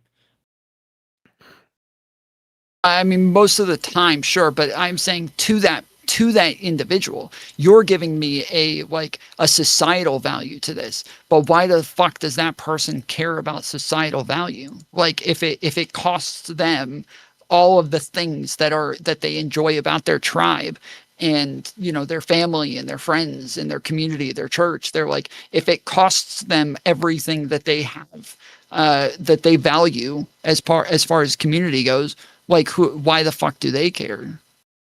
Yeah, there's an incentive to not pursuing the truth if it lets you stay in a comfortable environment where you're not challenging anything, nor are you being challenged. I'll make an analogy to being a musician. When you're learning how to play jazz music specifically, you kind of start out learning some basic musical ideas and how to string them together within the given musical context in which you expect to perform those ideas. But sometimes, especially if you're starting out, you're going to show up to a gig where you're expecting the song to go one way, you're expecting a certain context, but the other musicians, they have other ideas that they want to throw into the conversation. They might disagree with your interpretation of the tune that you're playing, and so all that preparation that you put into the song isn't really going to help you because now you have to engage with the person that you're talking with. And I think that having a conversation is a little bit similar, especially when it's about these potentially contentious topics that requires a lot of knowledge and preparation. It's difficult to both prep for a conversation that you know is going to be contentious, or at least that you expect to be, and also engage with it freely. It's tough to do both. That preparation can make your knowledge or your approach to how you talk about that thing very, very rigid, to the point where it's hard to engage with the opposing party. So I do want to make some space to say that it is a challenging thing for somebody to step up and have a debate like that, which is, I mean, you know, one of the reasons why I haven't done it yet. I feel like I need to be a little more prepped before I start venturing beyond just trying to have conversations and do something a bit more contentious. With that said, I was sitting here thinking, and I think that when pondering how to deal with somebody like this, is it better to go easy on them? I don't know that it is. I think it's better to, such as with the new musician who's not really hitting those changes properly, or, you know, not listening to what the piano player's doing or what the drummer's doing. You got to kind of take your lumps. You got to take your lumps, and that's how you get better. And hopefully, if the person's willing to be self-critical and take the results into account and let that inform how they're going to approach the next conversation, ultimately you would be doing them a disservice by not pointing out what you actually think about their ideas, as bad as they are. Right. You're giving them criticism because you're saying that, hey, you are improperly engaging in this debate, and there's a problem here. We're not able to get to the goal that we need to, and everyone needs to be able to see that. And if that's not said, and the more that's not said in all these different debates, we lose the meaning of why we're there and how we keep things on track in a certain trajectory of like being able to learn from one another. So yeah, calling each other out is so hard with the tribalism, holier than thou bias. I can put on a very smug, condescending tone right now and talk down to any one of you and call you out for any bad behavior I think you're doing throughout this whole conversation today. And like, that person doesn't want to hear that. They don't want to hear what I have to say and say, yeah, okay, you're right, I should have done that, when I'm so abrasive, I'm so harsh, I'm so degrading in my tone and my morals, and making sure that everyone knows it's all you and it's all your fault. You're the fucking scapegoat. Well, again, I mean, it depends on like what the conversation is, because there's different platforms have very different goals. There's very different things that they're trying to achieve with things. So when I bring up the TikTok panels earlier, where all they do is just kind of, you know, bully the person who jumps onto the panel, and they all just make fun of them and then mute them and then kick them. Like, there is value in that. There is value that comes with the tribalism of being a liberal or being a socialist or being a conservative, where they can all come together and kind of feel fired up about their ideas and feel better than the other person, feel holier than thou. There is a lot of value in that, and especially when it comes to voting time. Like, you want people to be pumped about being on the right side of history and being on the right side of this vote. And it applies to, you know, somebody like let's say, Dean Withers and Parker, where like a lot of what they're doing isn't really getting to the truth. It's a lot of like rhetoric. It's a lot of driving people down, certain talking points and scripts just to get them to the right gotcha. And again, this is something that kind of like makes people feel good about being liberals, because the majority of the people who are listening to these debates aren't actually taking in the information and taking in the arguments. They're just listening for like some sort of gotcha. They're listening for some sort of own. They're listening to feel better about their decisions and their politics. And there is value in that. There is a lot of value, especially when it comes to politics. There's a lot of value in that. But then there's other people who are looking to have more genuine, honest conversations and are looking for good faith interactions with good faith interlocutors. And there's a lot of value in that as well. But for those people, I would say that like Joe Rogan seems to be somebody who actually has that as a goal, yet doesn't seem to ever actually do it. Right. I think Coleman Hughes, she brought him up earlier. He generally, in my opinion, seems to be somebody who also doesn't actually do it. Like there's a lot of people who want to have those things and want to achieve that, and they're never going to, because they have other issues that they're dealing with as well. So I think when it comes to just railroading somebody, denying that they're right on anything, denying like even with Trump, there's a debate that was had recently where somebody was like, can you at least admit that Trump has done some good things? And the other person's like, no, fuck that. And they're like, why? Like, why not? And they're like, because he's a fucking piece of shit. And even if he had done something good, it would all just be part of rising up his portfolio and his profile to make him seem like he's actually half decent, to then help him do the even worse things more often. So no, I will never give Trump credit for anything. And that makes sense. Like there's value in that as well. And so even when it comes to like some conversations, it doesn't, that you can call that bad faith, and it is to an extent, but it's also like there's value there. Sure, and absolutely, I really agree with you. Actually, there is definitely value in all these different actions of what they're doing, of mocking the other side and the things that they get out of that. So we need to see that side. We also need to see the detriment side. Like far-right Islam killing their apostates. There's value in the action. They get value out of having that fear, keeping their populace ensconced in them. Otherwise, they would lose them to the rest of the world. But the detriment, what is the detriment of having such any of these things? Like what's happening inside of debates, the value we're seeing, yes, in the despicable, like constant, like poisoning the well. Like we're just constantly just like really calling somebody else out, saying that they are so immoral. Like the left and the right, they're calling each other death cults, un-American, threats to democracy. They're calling each other the most worst, heinous pejoratives you can.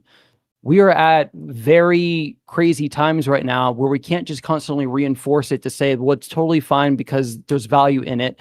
We need to see the value, but then we also need to understand, how do we fix this? How do we change it? Why would people want to change it? How could we convince them that actually you get value here, but here's the detriment. This is all going to lead. We're going to lose. We can't fix that. We literally can't. Like when it comes to YouTube, when it comes to TikTok, when it comes to Instagram, like algorithms are literally set up for this sort of thing. That is what they're made for. And there's a ton of like good faith people who are trying their best. Happens all the fucking time, where people like they start a show and they're like, I want to be the person who has the good faith conversations, and I want to be the person who's having, we're not yelling ad homs at each other. We're not doing blood sports. Those shows don't ever fucking grow. It's nice. It's a good thought. It's virtuous. It's all those things, but it doesn't do anything for actually bettering. That's because they're doing it fucking wrong. They're not actually debating. The thing that she was dissatisfied before, they're trying to make that fucking show. This puffy, the thing that she was upset about with. So where does it exist then? Where does that exist? We actually need to debate. It doesn't happen yet. We're just, humanity's finally seeing that. Okay, we need. We can't just say that like literally everybody's doing it wrong. It's the fact that the algorithms are not built for this. They don't exist for this. There's many things happening all at once. There's many things happening all at once, but we've constantly been through different times of high-level civic and political strife many times in American history, and every single fucking time we learned what we needed to learn to treat each other better. First wave of feminism, second wave of feminism, the civil rights movement. We're in another one of those periods. We need to figure out what we need to learn to move humanity forward, or we lose all of this. It's all fucking gone. There's no way to hold For a sure. I mean, republic. the necessity might exist there, but I'm saying that like the incentive doesn't. The necessity might exist, you know, and it might be a major problem, but the incentive to fix that issue does not exist because the algorithms are there to actually feed people more of what they want, not more of what they need. And so nobody gives a fuck about what they need. And so while you guys are sitting there going, yeah, well, this is our show. That's what we're doing with a good faith fucking. I mean, you guys don't have thousands of fucking people watching for a reason. It's because this does not work. This doesn't go. I think to that point, I think there is a taste developing for something more real, something more honest. And I think it hasn't shown itself yet. I've been a fucking content creator for 6 years. I said the same thing. I did the same thing. It didn't fucking work. It doesn't work. Like I'm telling you, when you're telling me that it hasn't, hold on, Bjorn. You're telling me just a moment ago that it doesn't exist yet because it hasn't happened yet. We are oversaturated with way too many fucking content creators trying way too many things, and the fact that there have been probably hundreds of thousands of people who have tried this exact thing, and you're saying, well, it doesn't exist yet. Yeah, because everybody's fucking tried it in every way imaginable, and it doesn't work. The algorithms are not built for this. What if the vast majority of all those people are all tribally captured, and so they can't actually solve the problem? They all do the same thing. Joe Rogan right now. Joe Rogan, real good example. Still insanely tribally captured at his fucking level to where he can't even admit anything that he's not calling out Trump. He'll call out the left. He'll constantly call out Democrats for all their fucking shit and their liberals, but he will not call out the right because he's tribally captured. Sure, but I'm not even talking about that. I'm talking about like, so like there's people like Joe Rogan, there's people like Lex Friedman, there's people who, you know, the Coleman Hughes, there's people who say, hey, I'm having the real honest conversation and I'm doing it. But obviously there's like a hardcore bias there that makes it to where it never actually ends up being that honest conversation. Whereas for other people, but that's why they grow. That's why they grow and that's why they get viewers is because they're not having the real honest conversation. For the people who are, they're not going to grow. They won't. It will not happen. It will never fucking happen again. I'm telling you as somebody who did this for a long period of time. I can name 10, 15 other fucking content creators who came and went within the course of a year because the algorithm does not exist for that sort of behavior. Well, our strategy here is to find that perfect mixture of rocket fuel to game the algorithm and then finding the good faith. I think it's going to take someone that isn't going to be bought out by the fame. It's going to take someone with some character to resist that, and it's going to take someone that has more charisma than I currently have, but we'll work on it. Destiny, do you guys remember like 2 years ago, Destiny did this, and that's what he brought up the fucking conversation with Destiny and Jordan Peterson. And throughout that period, Destiny talked to Jordan Peterson, he talked to Ben Shapiro, he talked to a ton of these people. But he was only able to have the soft conversations. Out of it. Yeah, but he came out of it and turned around and was like, there's just no value to this. There's no value to it. It actually ends up hurting more than it helps. And he tried it for probably about 2 years. And the only way he was able to get into those conversations is by not going hard enough at them so that they'd be willing to come to the table. Blue ball debates. Those were unsatisfactory blue ball debates, and that's why they didn't yield fruit. You can only yield fruit out of whatever fucking action you ever do if you're actually doing it good enough to yield the fruit. They didn't do anything. The Jordan Peterson and Destiny one, they talked past each other almost the whole time. They never got like there should have been a 3-hour debate on one topic. They went through like 10 different topics in 2 hours. But Jordan Peterson wouldn't come to the table for that. Actual debate. Kind of. They were really having a conversation about one thing, and it was about whether or not we can trust the government, whether or not we can trust the institutions. And they used a ton of different examples like COVID and like, you know, regulations and all sorts of different things to talk about that one topic. But the problem is that Jordan Peterson he's so conspiratorial that it wasn't getting through to him, and Destiny was going so soft on him him that he wasn't really pushing him to really challenge himself. And because that, and even as soft as Destiny went and as nice as he was, Jordan Peterson still turned around and was like, yeah, he just refuses to admit that he's wrong, and he's so stubborn and just is there just for the win and just for the debate. And it's because, yes, people like Jordan Peterson will continue to succeed, Ben Shapiro will continue to succeed, and everybody who's trying to have the good faith conversations, they'll never actually grasp people's attention for long enough to go anywhere. I've got a real good example. The game theory guy who, this is a game theory. The YouTuber and Pat. The Iran guy.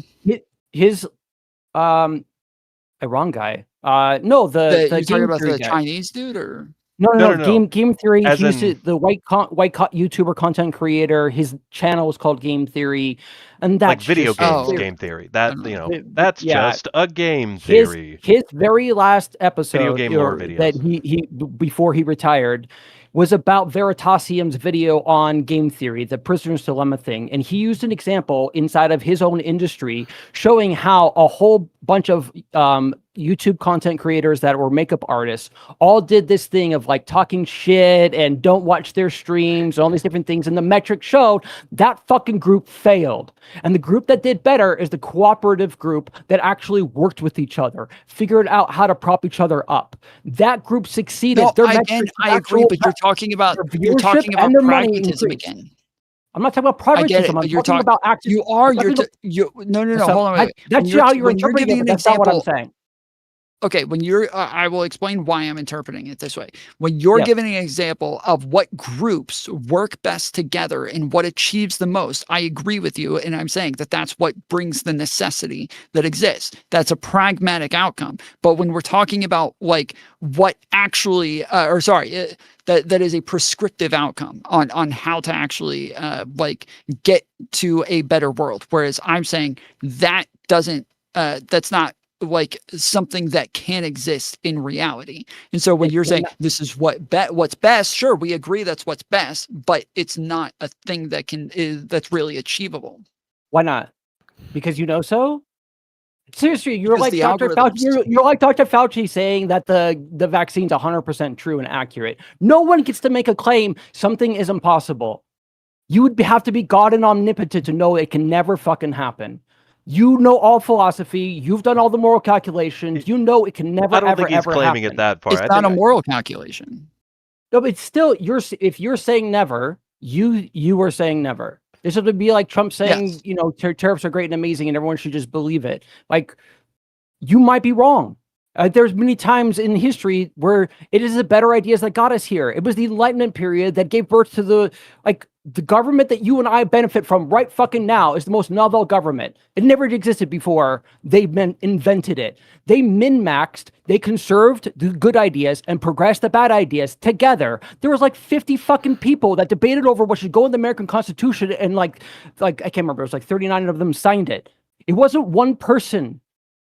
And they also I don't made disagree that good things can happen. I'm saying that when it comes to content creation, when it comes to what it is we're doing online, these are dictated by algorithms, and algorithms are dictated by what keeps people's attention and their dopamine, and that what we're talking about is not what gets us there. It doesn't, it doesn't work for algorithms. It's, as I said, it's literally been tried tens of thousands of times. Like, it just doesn't, it's not that the right people haven't tried. Everybody's tried. It's just it doesn't go anywhere.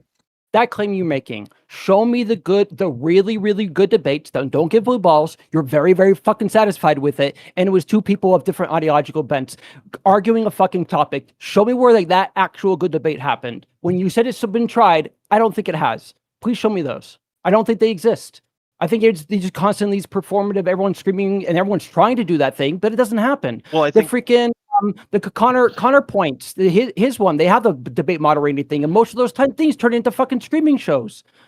I think to Tom's point, the reason those things don't happen is because the people that get famous and work on that level they're not motivated to, because they are bought out by the algorithm. They are motivated by the algorithm.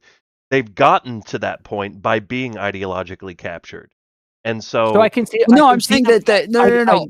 On top of that, I also want to add that lots of people come into this space starting off with this idealism. They start off with this like this idealism and this goal, agree with and that. you know, they want to do good, they want to get there, but and either they after quit. a year, Yep. sometimes 2 years, they're like, okay, this doesn't work. But whenever I did that, The rocket that fuel. fucking worked. The rocket And so fuel. if I can find some sort of like medium between these two things, that's what I'm going to do. And that's the direction that literally everybody ends up heading in. And then eventually they end up as mostly rocket fuel and not as much about meaningful good Like faith. even Wick's channel is like probably the best example of this in the space, right? Is that like he tries to have like cross-ideological conversations with the smartest people that he can find to go on there. I do the same thing on my channel, but these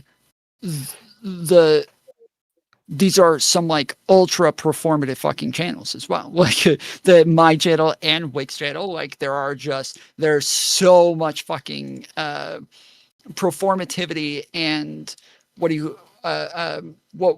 was the term that they used earlier for like the WWE and Kayfabe. all that shit? Oh, kayfabe? Yeah. Yep. Yeah. Like there's so much kayfabe that's involved because you have to have that like mixture of the two things in order to get anywhere at all. If you're just coming with like good faith conversations, there's a ton of like science channels where they're sitting around having these Zoom calls about like COVID and its actual origin and blah, blah, blah.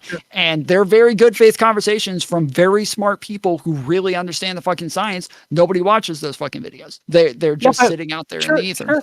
I agree with you, but we can also, I don't think we have to like always be extremely, I wouldn't say polite, but I mean like, dude, you're not going to argue kids dying in Gaza, and there's not going to be any level of any amount of like negative tone, bad tone. I'm frustrated, stern, angry. Like, why is it that when we think like good faith debate, that is never there? Because I don't think that should be the expectation. I do think that there should be a level like, hey, I'm not talking about tonality or no, but because, well, you just did. You just said that those people are really boring and it's just like they constantly nicing with each other. But seriously, if any one four of us, either three of you, we got into an actual debate over something I really fucking cared about, and you cared about it too, there are gonna be times I'm gonna call you a motherfucker. I'm gonna be upset with that inside the conversation. So that isn't going to be this. It isn't going to be this pussy-fitting thing of like, oh, that's so interesting. What you're like, like we're going to frustrate each other. The list of things that we all do that frustrate the fuck out of each other and trigger each other, dude. I have a document on it, and there's just too many. There's so many. It's insane amounts of things that we all do that frustrates the other person, and then we're not seeing what we're doing to them. They're not seeing what we're doing to us, and then we're calling out their bad behaviors, and they're like, nah, I ain't doing that shit, bro. You're doing it. Oh, we're revisiting this history. Oh, you're projecting, bro. Like, we just go through these same shitty cycles of these really bad struggle war sessions, and we're not learning from them. But we can make them entertaining. But if that's all you're talking about is like the actually having, then like I feel like that exists all over the place. I feel like that's already a thing. That's already common. That's already actual like good. Where? Please give me examples for any of this that you're saying this has already been done. I'm saying no, it fucking hasn't. It has not been done. No one has done actual good debate, not good faith debate, good fucking form. People know what a call to they know what a what's that thing called? The what's fallacy? The origin fallacy? Fuck. Genetic fallacy. They know what a genetic fallacy is. They know what a call to authority fallacy is. They know what a confirmation bias is. They know what the egocentric bias is. People that are actually fucking prepared for debate. Those are not happening. Those are only happening in like high school and college, and people aren't seeing them inside of the actual topics they really heavily care about. I don't think this exists at all yet. People, I think, have tried it, but I think they fucking suck because they don't know how to make their moderation better. And I'm not trying to hate on them. I mean, this is constructive criticism. This is love. All my criticism is love, by the way, for whoever I give it to. I'm upset. I'm angry because I'm so tired of us going in fucking circles. So how do we build it? I think that most people are like debating in good faith. I think that by far the majority of people who are online and who are debating and who are having conversations, they're doing it in good faith. They're just like either really stubborn, they're really biased, they're really kind of audience captured, they're tribally captured. Like there's so many other things that are influencing them to where I would never say that they're being bad faith. I think by far the majority of people are good faith. I mostly I think you have a really good point. I do think everyone wants to be a good person, I think is the way that I would phrase it. But all these other things, they make us bad faith. Being tribally captured makes you bad faith. If a person is doing tribalism, they're going to do the double standard, which means that when I go and I judge you, Tom, if I'm doing it to you, I'm going to make everything about you look worse. I'm going to downplay all of your good attributes, and I'm going to make all of your bad attributes, I'm going to exaggerate them. And then for me, on my side, I'm going to make all of my good better than it is, and all of my bad worse than it is, especially on your criticisms of my bad behavior. I can show this in every single scenario of life, every single one. Interpersonal relationships, political debates, team-based environments. The double standard makes us insanely bad faith, and we don't see it. In fact, mockery alone, if a person actually performs mockery, and it isn't tongue-in-cheek, it's not, I don't think it's just a joke. Mockery, specifically contemptuous joking. And just read the definition of the word contempt. Do you want that between any two people that you care about? Do you want that between your mom and your dad? Between you and your mom? Anyone that you love. Contempt is like this disgusting thing that we just allow to happen. Really good debate. What do you mean? I think I mean that like I think that the people like who disagree and go into a debate where the main thing that they're doing is just like they both research their positions, they both come to their conclusions, they both feel like they have informed positions, and then they're just kind of like duking it out till the death, saying like, I feel like I know what I'm talking about. You think you know what you're talking about. We're both going to come in. We're going to have our conversations, and the audience is able to come to the conclusion on who they think has the better ideas or who won. But that's like, if that's all you're saying, I think that it kind of does exist currently, and that's what most people are doing. No, because the double standard makes it to where I don't want to agree with your side. When you make good points, when it's my turn to talk, if we're in a debate, I tell you everywhere you're wrong. I don't show you where I agree with you, or I barely do. All of my effort is showing how to show you're stupid, you're wrong, you shouldn't have a seat at the table. That's what you're there to do. You're there to talk about the debate is worthless because I'm debating an actual retard. Like how do you debate like that? But that's how people are debating. Yes, but that is part of like the ideological capture. Like it is part of the fact that like people are just kind of stuck within their groups to where, again, it's like the idea that Joe Biden had open borders is so like ingrained in what people think about the Joe Biden presidency that there's nothing you can really say to convince them otherwise, because they've heard it so many times from the people that they respect and from their and even those people might even seem to believe it to an extent.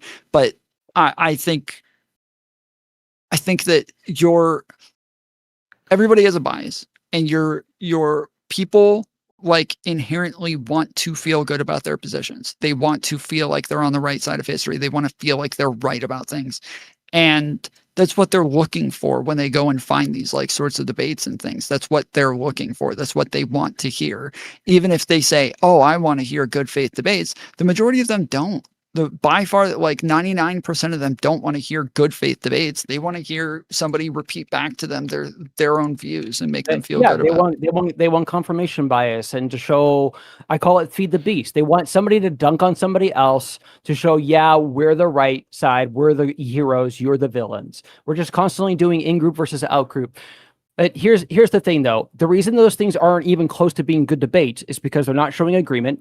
Any two people, just pick any two people doing any fucking activity together. If they are not showing where they agree as they ever debate, you're fucked. They are never going to use their words to come to reasoning. They're going to display high levels of rational thought, and they're going to fucking kill each other. If you're not showing where you agree, you are done as a group. They're not doing that. They're also, you can't call each other out on any of the intellectual sins. Anyone's doing a bias or a fallacy, one side can't call the other side out for that. Hopefully the moderator would, but that hardly ever happens too. And that's why I'm saying most of the moderation I've ever seen, they are so, their standard is 2 out of 10. They're so fucking down in the fucking gutter of what is actually acceptable discourse, how to make sure people are answering thought experiments fairly, keep holding them to the positions they had earlier so they can do revisionist history shit. Like most moderation, I'm so unsatisfied with it. I'm extremely dissatisfied. But it's not going to happen in those panels. Like, if you want to see something like that, go watch Wick. I moderated a debate between Wick and a guy named Marte. Okay. And I gave an example of this earlier where I just had a debate like similar to this earlier, but I had to spend a large portion of the time explaining to the person Marte, like, why they weren't engaging, why they didn't understand the hypotheticals, why they weren't actually like making sense of this. But they're not going to like learn how to think about things like in the middle of that fucking debate. Like they're not going to like learn how to understand this shit there. And so it's kind of a pointless exercise when it happens. I agree with you if that's all we were doing. But what we can do is we can say that, hey, these are the people are signing like a social contract. Like, hey, I expect these are the debate terms things. And we can have in there, they need to know what these biases mean, these fallacies mean, whatever it is that you saw that was a problem in his ability that he was ill prepared to debate. Those are in that fucking list. He has to read them. Then he's called out saying, hey, you read this. Do you understand? Like, and over time, so not just one instance and one time for one person, but over time, when all debates are doing this and people are being called out and both sides are being held accountable to the same standard, not two different standards, then people will see, oh, this is really good. And it's helping us have better debate, hear each other, actually get to where we're doing the one thing we're supposed to be doing, working through our disagreement. We need to work through our disagreement. And if we're not doing that, the only thing that happens in debates is it makes us hate the other side more. And all that does is put more political pressure to where everyone's constantly trying to get that hold of that thing to steer the direction. Oh, I'm going to go left in the Titanic. I know you want to go right, but fuck you. And I don't care what you think. I don't care what your direction you want to go. There's so much vitriol in this country. I really think we're about to have civil war. I actually think that. And I'm trying to get people to see the way that we move forward is we know actually how to debate with one another. And the thing that I've been focused the most, we talk about political debates, the thing that I have watched the most out of my 10 years of studying all of this are interpersonal debates. Because they're constantly the exact same way that they are debating, the same way that they arrive at truth, the same way they strawman and all of these different fallacies and biases, the same exact things are happening in those things. And instead of like having to pull the average person to go, hey, come to this esoteric debate that you don't really know much about. And it's like, it's on climate change and look at all these statistics and that. No, motherfucker, just go to this husband and the wife. They have like seriously like 15 different things of will conflict. So there's two different kinds of conflict that I think are the main ones. Will conflict, which is what we want to happen. And there's so many of these things. And then there's ideological conflict. What's right and what's wrong. Will conflict is like, I want my child to eat their vegetables and go to the bed, but they want the exact opposite thing. So you constantly have these different will conflicts, and how are they making those decisions happen? Most of the time, it isn't using words and convincing kids to do things. And then they go, oh, that's a really interesting idea. And there's actually a debate. And then they get on the same page. Usually they're using some sort of leverage to force the other person to do what they want them to do. They'll do emotional blackmail. They'll yell at each other. If I yell to my daughter to eat her vegetables and she complies, what did I do? Did I reason with her? No, I yelled. She doesn't want me to yell at her. She doesn't want her dad upset. And she did what she was told. And because it works, because there's benefit, like you said, there's other things, like, because there's value in it, people see it. They don't think they should do anything different. So they just yell at their kids every time, and they don't want to yell at their kids. But when they have to, they will. And then the kids just use that that's how they handle all of their warfare. Everyone's just fucking yelling and screaming and being bullies to each other almost everywhere in society I can go right now. I can watch adults that I play a team game with, and they're all doing the same fucking shit.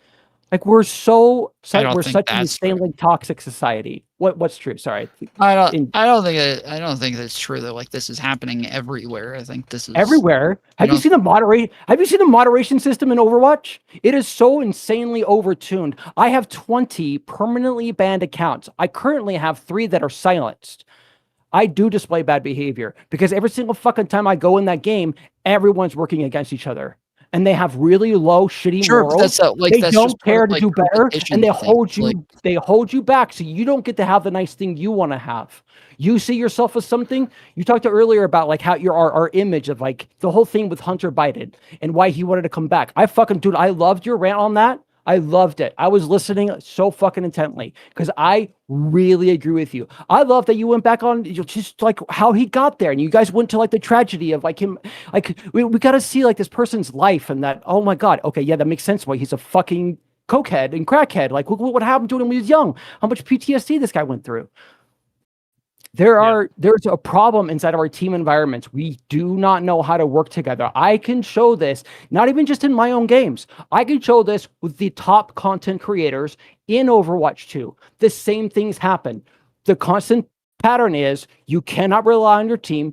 Do not try and reason with your team. Do not try and shot call. Do not try and do anything. Just focus on your own fucking play and only rely on yourself. That is the constant advice given from the vast majority of the thought leaders that play this game. Yeah, Because but I feel our like you're making it sound environment- like this is like a modern societal problem when that's is. just like It is. the No, examples that you're no. giving are all just competitive problems. Like sports has No. literally always been this way, where like that is kind of how sports have always been played. Is everybody just like do your role, just do what you're told. Don't try to change too much. Don't try to be like an individual. Don't try to like negotiate with people. Just like go in, do what you're told, do your thing, and hopefully you win. Like that's kind of that's been a common thing. And then when it comes to the fans and the way that they interact and the teams, they hate each other, and like this is just that's part of competition.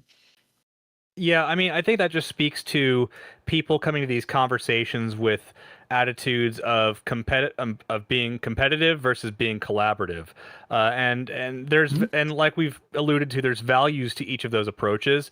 Oftentimes, I think one of the worst things is when people come with differing approaches, and we get one person who's trying to reach out and be collaborative, the other person is just taking advantage and being competitive and railroading it, and there are perverse incentives that work against collaborative conversations being in the forefront of the content on YouTube. And for our parts, I mean, we understood going into this that we're not the first people to try to, make a space for good faith cross-ideological conversation. Certainly not.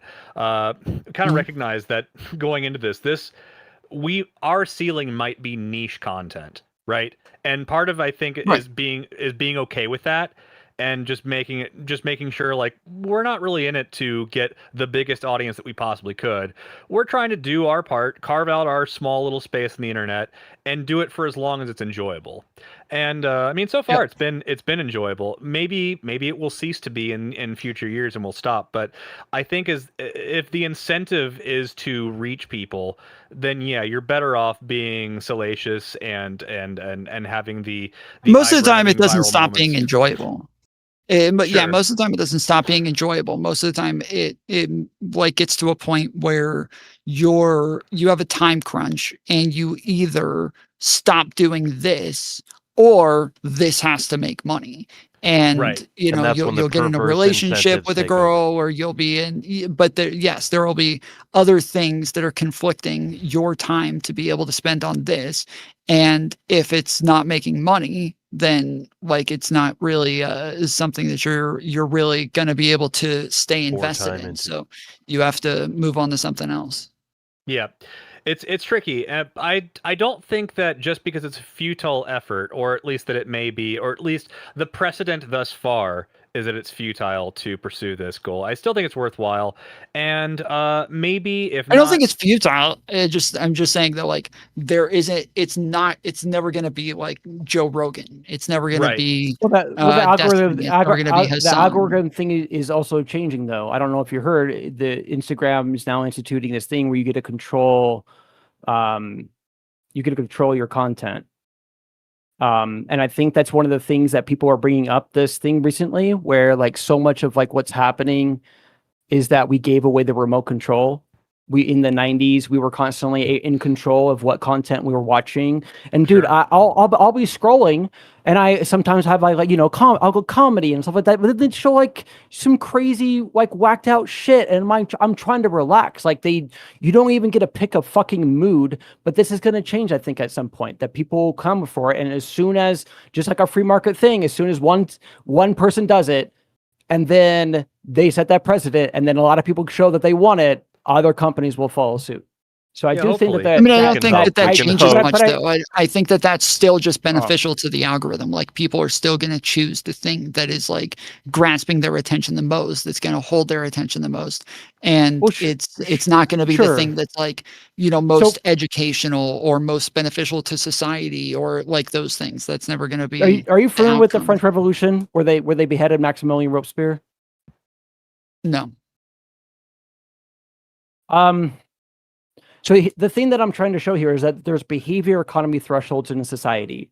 So right after the fish women went and beheaded the guards at the palace and the king and queen fled, they were now just doing like 400 guillotines a month for wrongthink. So if you agreed with the way before of king and queen of the rules, or you showed agreement with the Catholic Orthodoxy, because they were actually, hey, we have these enlightened ideas and let's make this new government, and they were trying to make a new government, Maximilian Robespierre and a bunch of other people,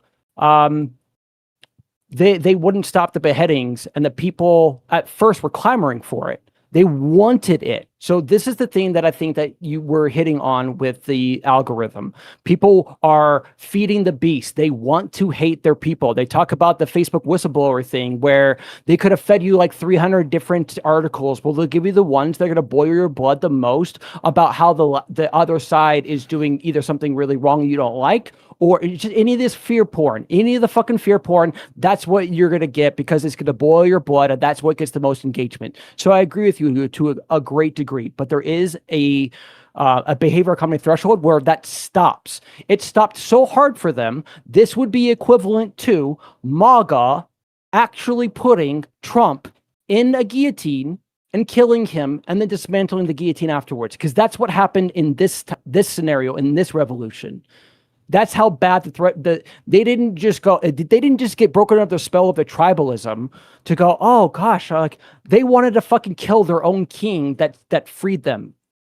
That is how bad this got, because when a society gets to a thought control device where you can't speak freely, you can know, because it's impossible. It is impossible. The Catholic religion is 100% bad. That's not fucking possible. And it's also impossible that every single thing the king and queen were doing during that time was 100% bad. There's no fucking way. So you can't say any of the stuff. You have to do the baby out with the bathwater. You have to throw all of that out, and you can never show you agree with it. You have to do everything opposite now. And I think that we're going to hit a point where people want to stop hating everyone around them. I know I have felt this many times. I've disconnected with so many people recently, and I fucking hate it. I hate disconnecting. Again, I do not want to.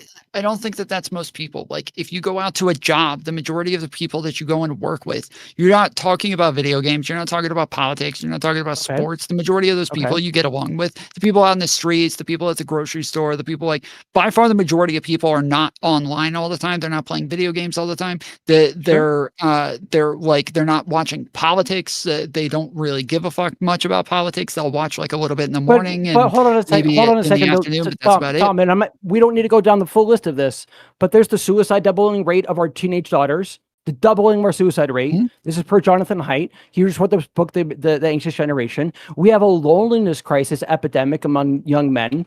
We do have a problem that where right now, as far as I can tell, this is an overarching thing that are emotionally, mentally, physically, Americans are the sickest we've ever been. That is my current view. I agree, but I'm saying that like the examples that you're giving, I'm saying are small amounts. Like even like the loneliness epidemic, it's like 30% at like the highest fucking measures, and then like 19 at like most measures are people who are overly lonely, and these are people who are spending way too much time online. The same with the teenage suicide rate. Like these are people who are freaking out about like like a lot of the Facebook, they post an image on Facebook or Instagram, and they're like worried about whether or not somebody liked it, and like as according to Jonathan Haidt.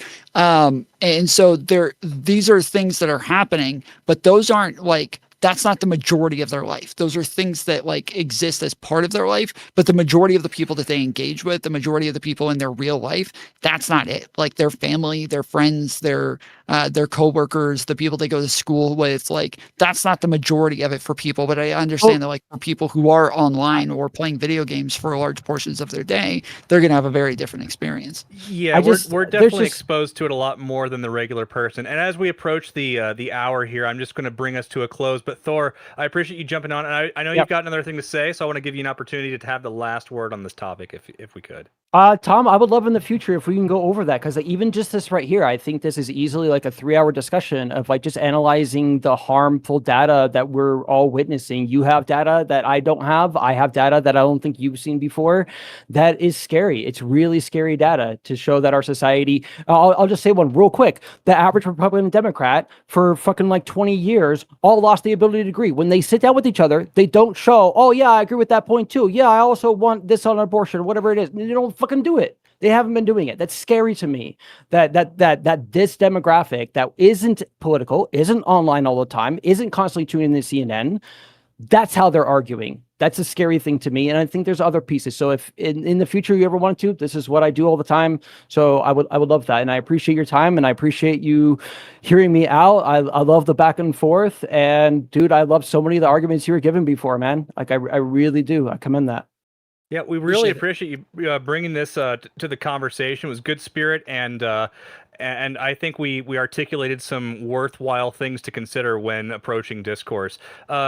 As you may know, on the Marketplace of Ideas, we like to give out fake currency to our guests who call in.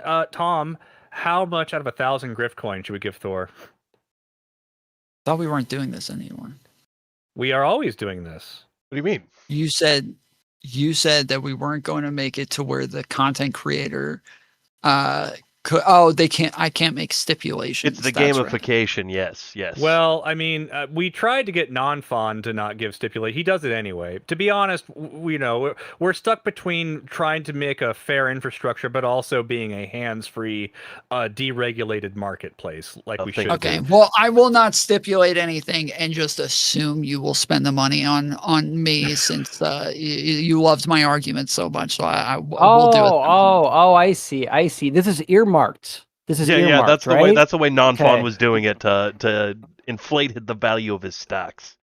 Yes, if my stocks don't go up by 1,000 the next time you come on, it will be much lower. We'll just put it for now, though, Thor, you get the full 1,000. So I think he earned it. I think he earned it. I think so. It's an hour-long conversation. So indeed.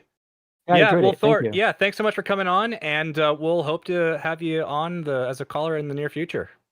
Okay, thanks. Bye. Excellent. Thank you, neighbor. Yeah, and I like my show's pretty open, and people just jump on and we get into whatever the fuck is on their mind whenever the fuck they want to. So sure. Or anybody else is welcome to come hop on and have a conversation if they want to. I will still be streaming the rest of the night. So for those of you, if you guys have some disagreement with me or something that you want to get into, feel free to come jump in the Discord and hop on.